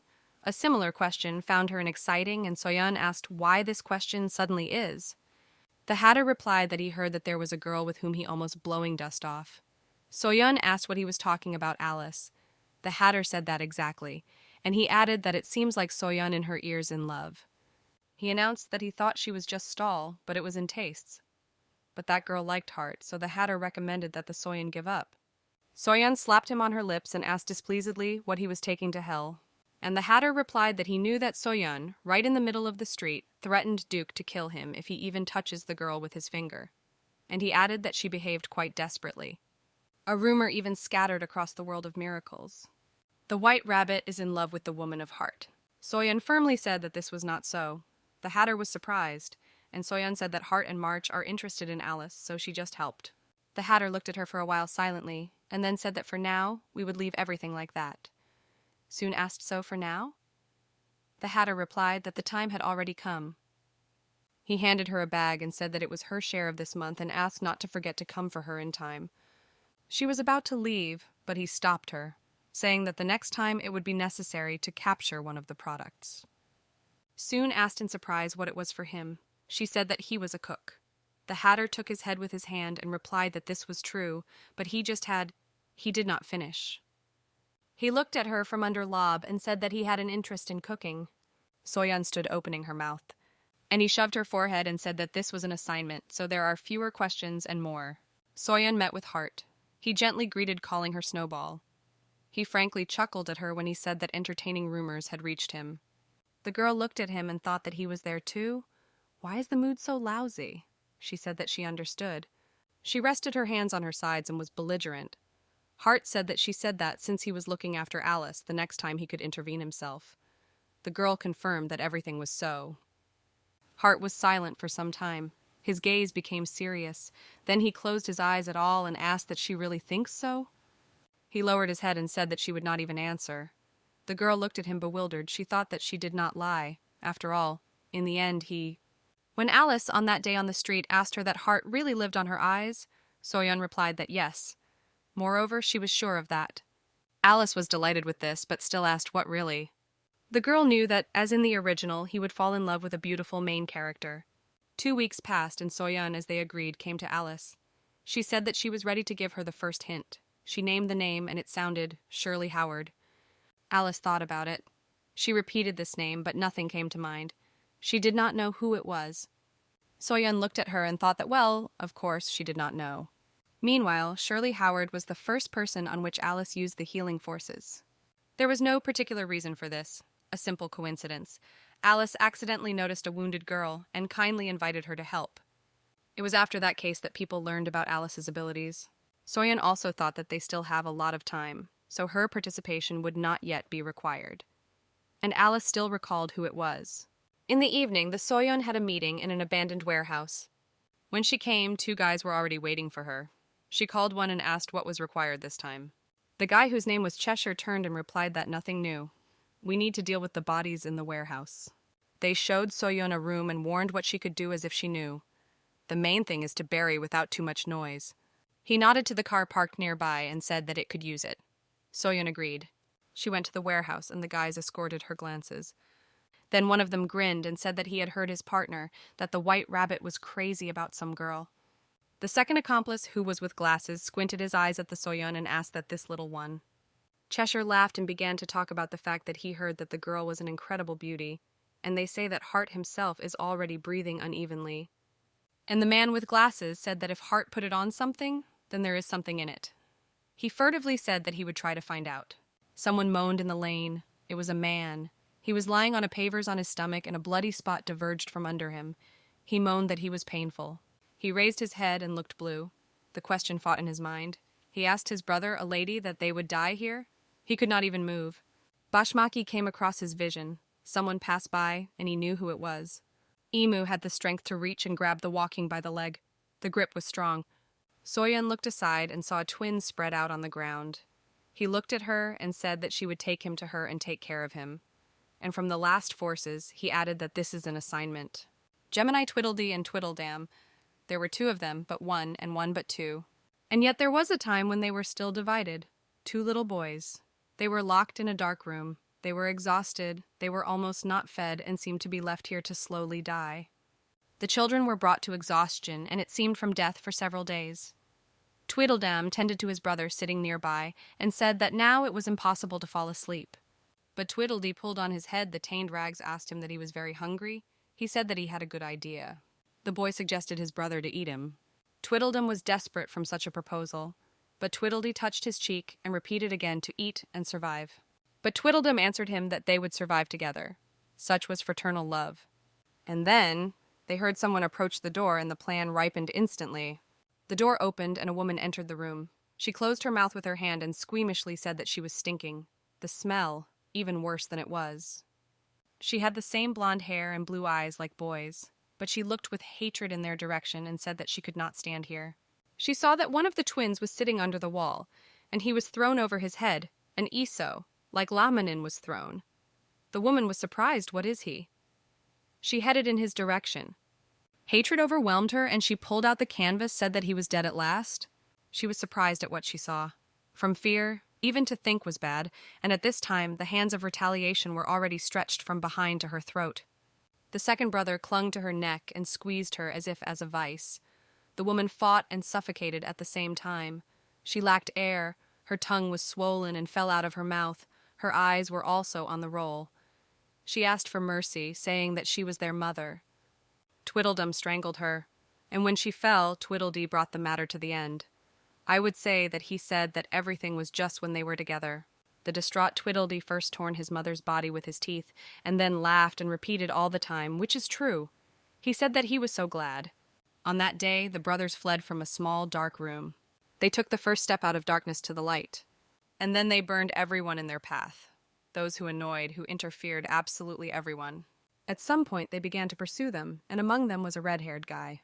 At some point, he wounded Tweedledee, and he did not expect this to shut his eyes and only asked how he could. The guy pulled out the knife and said that he was next to them for 2 years and watched. And no matter how much he thought, for a lady, Dee was always an obstacle. He always spoiled everything.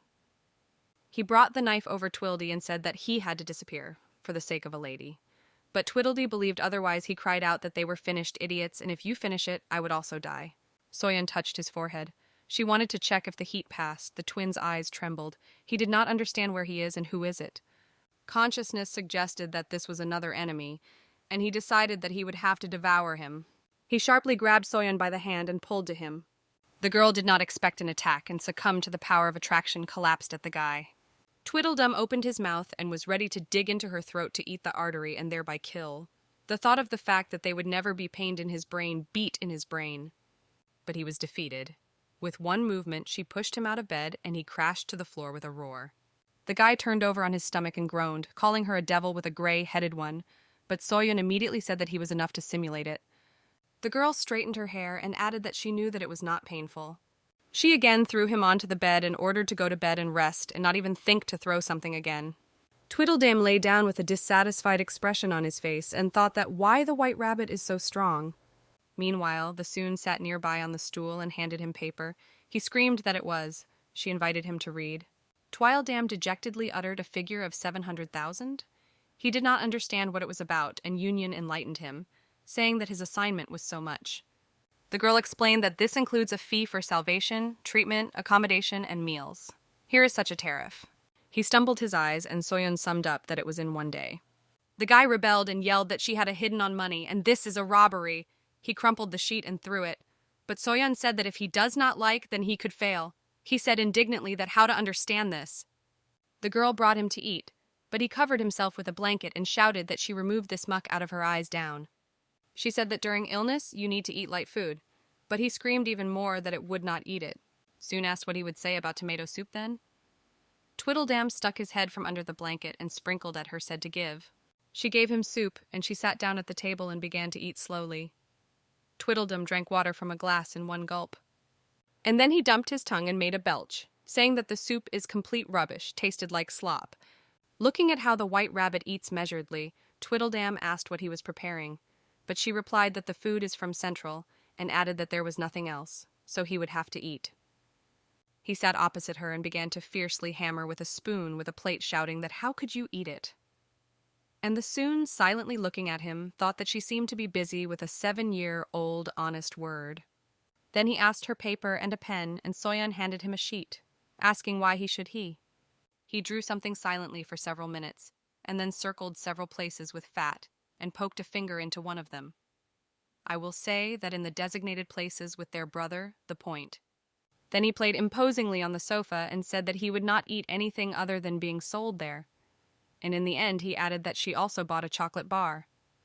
Soyeon looked at the fact that he painted and said that it was actually expensive there.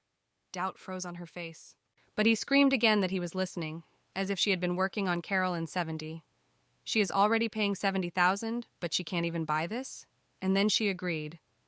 He impudently stated that maybe she was already giving up as soon as possible and waved his hand, making it clear that she would be rushed. He was left alone. At this time, a message came to his phone. Someone wrote to him that Dee had disappeared and they were going to look for him. He leaned back on the pillow and covered his eyes with his hand.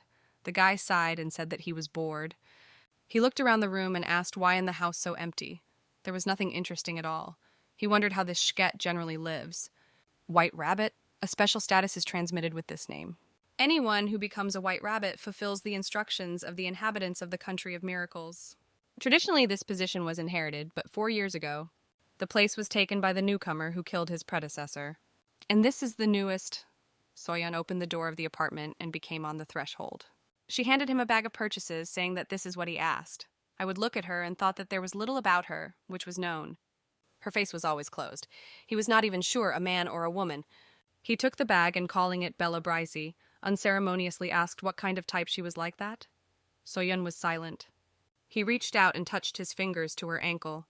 The guy asked that she even sees something because of her bangs. Soon silently jumped away from him, and he scaredly said that she would not twitch so sharply. Soyeon stared at the phone screen. She received a message from the Hatter. He asked to come immediately as soon as she reads SMS.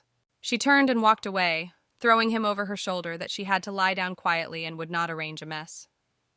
Tweedledum ran her gaze and said after her that she was a bore.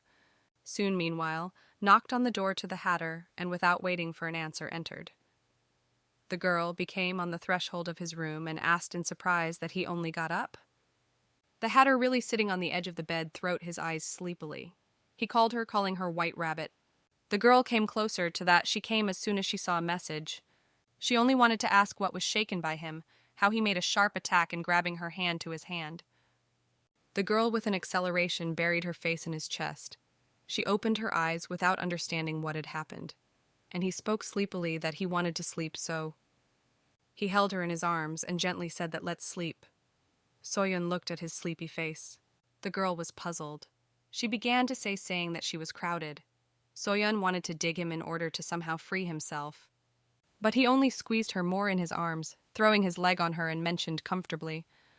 Soyeon froze, not understanding what to do. His proximity worried her, and she was embarrassed. The paint of embarrassment flooded her face. But at the same time, he fell asleep so tightly that she did not even want to wake him up. He warmed her warmly, and she herself wanted to sleep. The eyelids began to be difficult, and she surrendered to closing her eyes and plunged into a dream. They slept in an embrace like a couple, and they were warm and comfortable. So it lasted until the moment someone did not call. The Hatter woke up from this tillican. He opened his eyes and thought that he had fallen asleep again. The guy remembered that he wrote to the rabbit, and then he realized that she was lying in his arms. The guy stared his eyes, and she sleepily asked that he had enough sleep. He scaredly jumped on the bed. His whole appearance said that a disaster had happened. Soyeon sat in bed and rubbed her eyes, and he was horrified and not believing his eyes, asked what was she. His fingers trembled. He asked what she was doing here. And then he began to blame her that she was in her mind. Was it in bed of a lone man? Union, not understanding, looked at him. She refreshed his memory, saying that he himself clung to her and did not let go. The Hatter continued to fight in hysteria. He asked her for forgiveness for his behavior, and he asked why she was so calm. Soyeon said that Heart also sometimes does so, and she was used to it, that she is used as a pillow. The hater's face skewed from what he heard, and he said that he was just murled. He was indignant. In a displeased voice, he asked Soyeon that at such moments they simply fall asleep, as with him today. Soyeon, as if nothing had happened, replied that yes. And the Hatter grabbed her by the clothes and shook her, indignant. What, was she completely or something? He demanded that she never do that again. Soyeon pulled away and asked displeasedly what he called her. The crazy hatchman confusedly said that rumors about her reached him again. The girl asked what about Alice again, but he replied that no. This time they say that she brought someone to her house. Soyeon flinched. She asked that how many people are in the know. He replied that only a few, no more than fingers on one hand. The guy asked that the current situation is strongly annoying. Soyeon confirmed that yes, and she added displeasedly that this is an assignment. The Hatter said with some relief that the assignment means... He bowed his head thinking about something, and she said that she did not think that rumors would scatter so soon. In the end, she said that if he knows this, then this is not scary. But for some reason for the Hatter, it was of particular importance. Soyeon said that she helps with treatment and protection. She asked him to keep it secret. His appearance slightly puzzled her. Nobody looked at her so nicely, and in his gaze appeared something completely unknown to her. The street was pouring rain. Soyeon came to the Hart mansion. The guard asked in surprise that she wants to see Mr. Hart. She was missed by saying that he was in the bedroom. The girl proceeded to the stairs by answering that she understood. Soyeon entered the room and said that she had come, but no one answered her. The girl thought that he was still sleeping and decided to wait outside. But the next second she heard his voice. Hart called her by a snowball. She said that she would wait in another room and let him sleep again, but from bed came that no. Hart sat in bed. He looked sleepy. He waved her hand and asked to approach him. The girl followed his request and went to bed. She happened to déjà vu. Hart, like the Hatter, suddenly took a lunge and grabbing her hand pulled to him. It so happened that she was on him. Their faces were on the same level. He held her behind her and she rested her hands on his torso. Hart said that recently she is almost not looking. The girl replied that he did not call her, and then she asked that she didn't visit a couple of days ago. He deviated and said that if he does not call, then she would not come. This is so cruel on her part. He said that he would go even. Hart asked her to wait here, and he suggested breakfast together. After a while, they sat at the table. Soyeon smeared a roll with honey. When she sent another piece in her mouth, Hart noticed that it was nice to see that she had a good appetite. He closed his eyes and said that he thought that his food was arranged, but apparently this was not so. Soyeon, in response, said that it was possible. She asked where such thoughts from suddenly. But he replied that recently she rarely comes to him. but in any restaurants, it seems, quite often. Soyeon froze. The girl looked at him intently, thinking that he might guess that I would live with her. But nevertheless, with discontent, she asked what he spies on her. Her question was surprised by him, and he intentionally made an offended face, and then he spread his hands and said that he was just worried. Soyeon looked at him, and he continued that if his snowjaw is contacted with some worthless gifts, there will be problems. It sounded like a warning. She realized that he was already in the know. She examined his face, peering into every muscle movement in order to understand how he actually applies to this. It seemed that he was not planning to do something. Soyeon thought upset that if even Heart knows, then Baby is even more so. She remembered how her girlfriend said that she heard that the Soyeon had a cannibal and asked to visit him. Soyeon hoped that there were no rumors to spread further. She reconciledly answered Heart that she knew that he would not have surveillance, and then she promised to expel her ward next week. Heart relaxed and said that this was a good solution. He wrapped a box on the table in a gift wrapper and moved it to the Soyeon. The guy looked at her and added that from such long instructions there are only troubles. Soyeon took a gift. These were chocolate from the twin store. It was a hint, and Soyeon thought that Heart has a damn one. A few days have passed. Soyeon put a plate with steaks on the table. Her thoughts were far away. It was as if a voice had been heard through her smoke, but she did not analyze the words. While Tweedledum has not hung on her, putting her hand on her shoulders. He asked if she listens to him at all.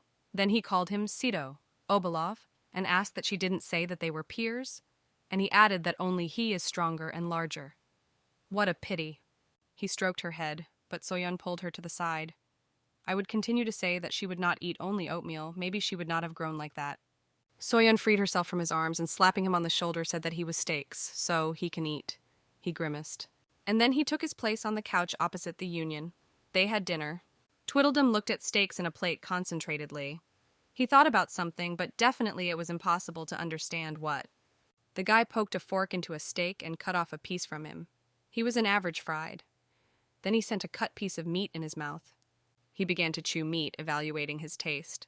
Thoughts were spinning in my head that something was different. It was not that meat. He looked at the face of the Union, and the idea arose in the brain that he wanted something softer. And then he looked at her neck. And again the thought of sweet human meat flashed in the sick brain. He hardly swallowed a piece that at that time chewed in his mouth. At night, he as usual slept on the couch in the living room. But he was sleeping badly. He was tormented by nightmares. The guy twisted in a dream every now and then. He dreamed of the past. The time he was a little boy, closed in a dark room. He woke up in that room. The body was exhausted and powerless. He could not immediately understand where he is. Then somehow he sat down and saw that Tweedledum was not in place. Only his bedspread was left to lie. Again the nightmare of the past surfaced in his brain. Mother. His eyes widened. She went to him and asked that he really thought that he could run away. The boy, with all his nature, felt that he was waiting for reprisal. He tried to crawl away from her, hide, not see, but she was approaching too quickly. She approached him point blank and shouted with her hand, which after what he had done to her, she was a ban on him here and froze in hunger. She hissed that for such as he was even a drop of water sorry for her. Tweedledum picked up from the bed. Horror chose his body. Tears were dripped from the eyes. He could not even immediately understand what reality he was. He began to let him go a little. He looked around and realized that it was a dream again. He shook his head and muttered, which is why he hates dark places. They only evoke old memories. Suddenly his thought flashed that there, in the next room. He got up and entered the Soyeon in the room. The girl slept on the bed standing near the window. The moonlight illuminated the room. Tweedledum, addressing a child in a whisper, asked if he wants to eat. A brother's voice sounded in his head. He said that he was hungry. Tweedledum stood and looked at the sleeping girl. And then he suggested to the imaginary brother that let's eat. He leaned towards Soyeon. In anticipation, I thought that it would definitely be delicious. His brain completely turned off. Only a thirst for warm human flesh and blood remained. The thought flashed in the brain that finally he opened his mouth and prepared to bite her in the neck. But So sharply made a lunge and grabbed his face with his hand, with forcefully squeezing her cheeks. It seemed she dug into the skin, and now hesitates her. The lad was not ready for such a sharp turn. He was taken aback and bewildered. Soyeon looked not for him for several seconds, continuing to hold his hand by the face until he began to mumble. And then with force she threw him away from her. He only managed to think that he was waiting for a failure again. She shoved him with such force that he flew away a few meters and hit his back and head against the wall of the room. Tweedledum hit his head so hard that when he opened his eyes, the picture swam in front of him and everything seemed muddy. He was surprised that the white rabbit threw him so much, terribly painfully painful. And she said that his drooling was flowing. Is he a child? The girl approached him with a rag in her hands and asked him to give him a slotted spoon. After a few seconds, her words reached his brain and he flinched. It seemed he was completely disconnected for a few seconds, because when he came to his senses, a napkin was really tied around his neck, like a slan in children. He could not immediately understand what kind of flap it was and why he was him, and then he remembered her words about sling. And with bitterness, he began to tear him off himself. He was indignant and shouted angry that the union was blushing bitch. The next day, Soyun came to Heart, and he immediately asked her that this was not on her forehead. Bruise or what? He removed his hair from his forehead to consider better. Indeed, a bruise appeared in the middle of the forehead. Heart indignantly said that it seems that the stray dog was completely drunk. Soyun thought that he had no equal in confusion and said that yes, something happened in the morning. She remembered how in the morning she entered the room to Tweedledum. After his night trick, she was seriously configured. He sat on the couch and looked at her from under the lobe. She appreciated his condition. In place of the wound, there was only a small patch.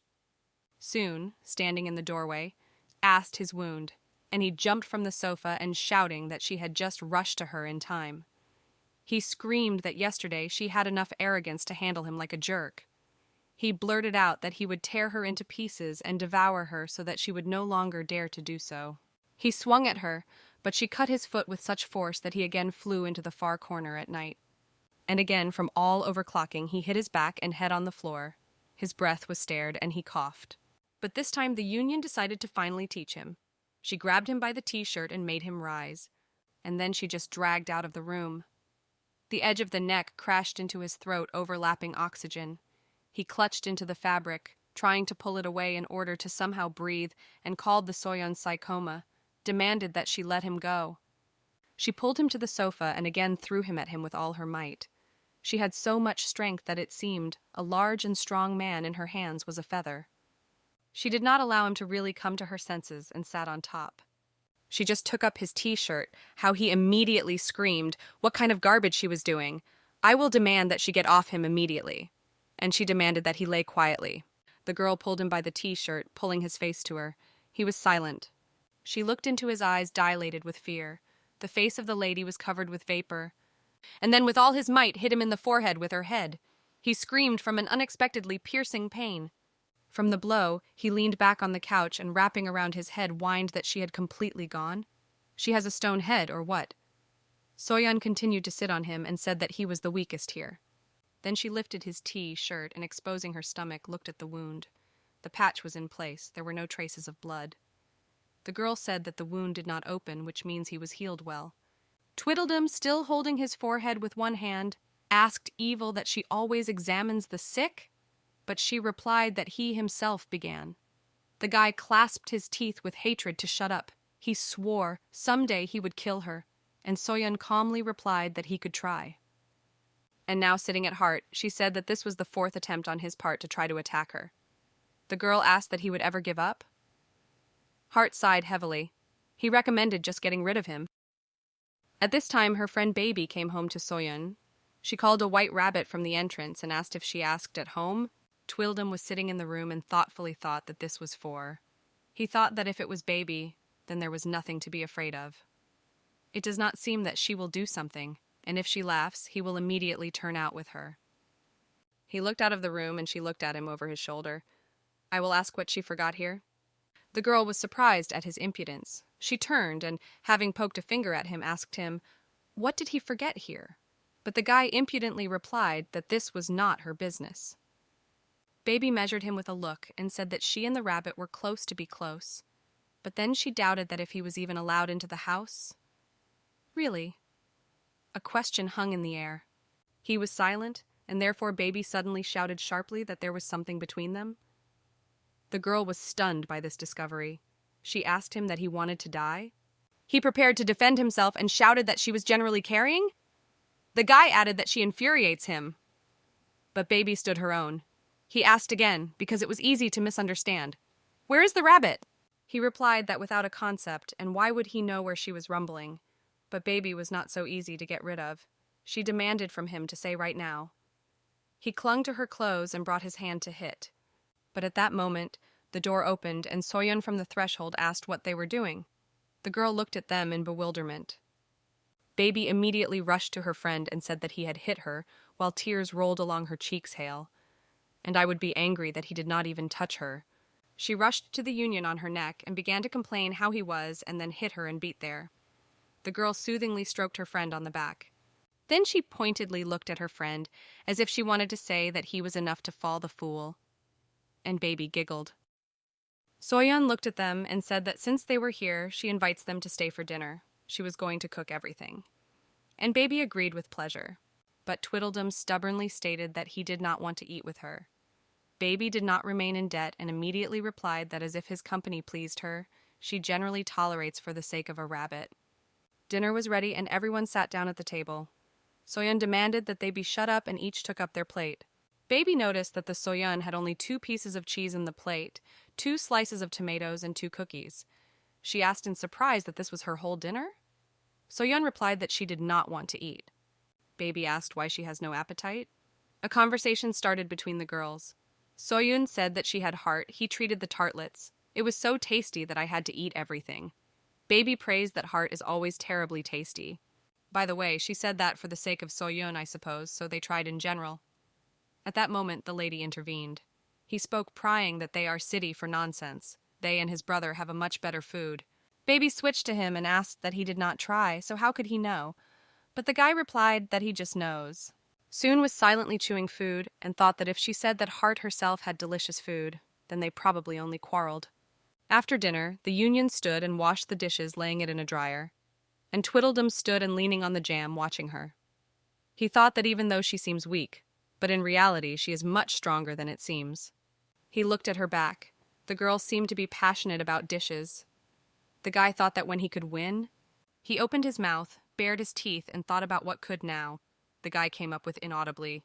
But Soyeon, as if by magic, turned to him, and putting her hand rested on his stomach. He did not expect, and she asked, "What is he doing?" He looked at her and saw her in pink. Suddenly she seemed so sweet to him. The girl asked him to move. A soft light flashed in her eyes. He suddenly realized that it was a magic pollen. He remembered that in the fairy tale that I would have read to him as a child, it was said that a fairy came to good children and gives them a blessing. Magic pollen scattered by a fairy brings people happiness. Soyeon rested more on his stomach, and he, as a spellbound, continued to look at her. He did not understand what happiness was said in the book. Soyeon said menacingly that if he does not move away, she would make more painfully. She asked if he hears her, but he did not break into her eyes and thought that if he had that pollen, could he be happy too? He leaned closer to her. He suddenly wanted to kiss her. Maybe this will be happiness. But Soyeon shoved him and passed by, saying that he did not want to get again, right? He remained to stand. Someone entered the room. He turned to say that he was generally not why. Beba stood behind him and he asked in surprise that she was again. And then in a sharp tone he demanded that she fail. But the girl carefully replied that she was not to him and asked him not to be angry. She sat on his couch, and then she added that this is actually not even his house. He jumped to her and fiercely stated that he actually lives here by right. And what the hell is constantly bursting here as to herself? Baby looked into his eyes and smiled at the penetrating minute smile. The girl said that she could come anywhere, because she was with a white rabbit friends. Tweedledum was depressed by her response, and she added that, unlike him, who was about to be exhibited by the threshold. He wanted to answer something, but at that moment someone knocked on the door and began to call a white rabbit. Baby shouted to wait a minute and ran up to the lady, began to pace him to another room. He indignantly asked what she was doing. Baby drove him and sentenced him that if he was found here, then nothing good would come of it, and he was indignant that he was already going on. Baby opened the door and smiling uttered the phrase on duty that she apologizes, what she made me wait. But after a second she changed in the face. It took an extremely surprised expression. She asked a person who stood on the threshold that she was not Alice Liddell. Alice, too, looked at the girl who opened her door in surprise. She said that her name is Alice, and immediately asked her name. Baby immediately smiled and said that she was Baby. The girl also said that there was no white rabbit at home now and asked what to convey to her. Alice smiled and said that here it was. But to transmit nothing, she simply said that she would go another time. The girls said goodbye. Baby remained standing in the doorway, and Alice turned and went away. Alice, leaving, out of the corner of her eye, she watched Baby. She thought that this is the same secondary character, acting as an informant. But she was wondering what Baby makes at the White Rabbit at home. In the original, Baby was prone to heart and doctor. She thought that was really the White Rabbit too. Alice grunted and grinned, and then quietly said that Baby was only on the second rolls. Baby was still standing in the doorway, watching the outgoing Alice, and heard her words well. She was a little strained. She thought about it. And then she smiled condescendingly and said that Alice was a brave girl, but still she was afraid that she was in vain with her nose.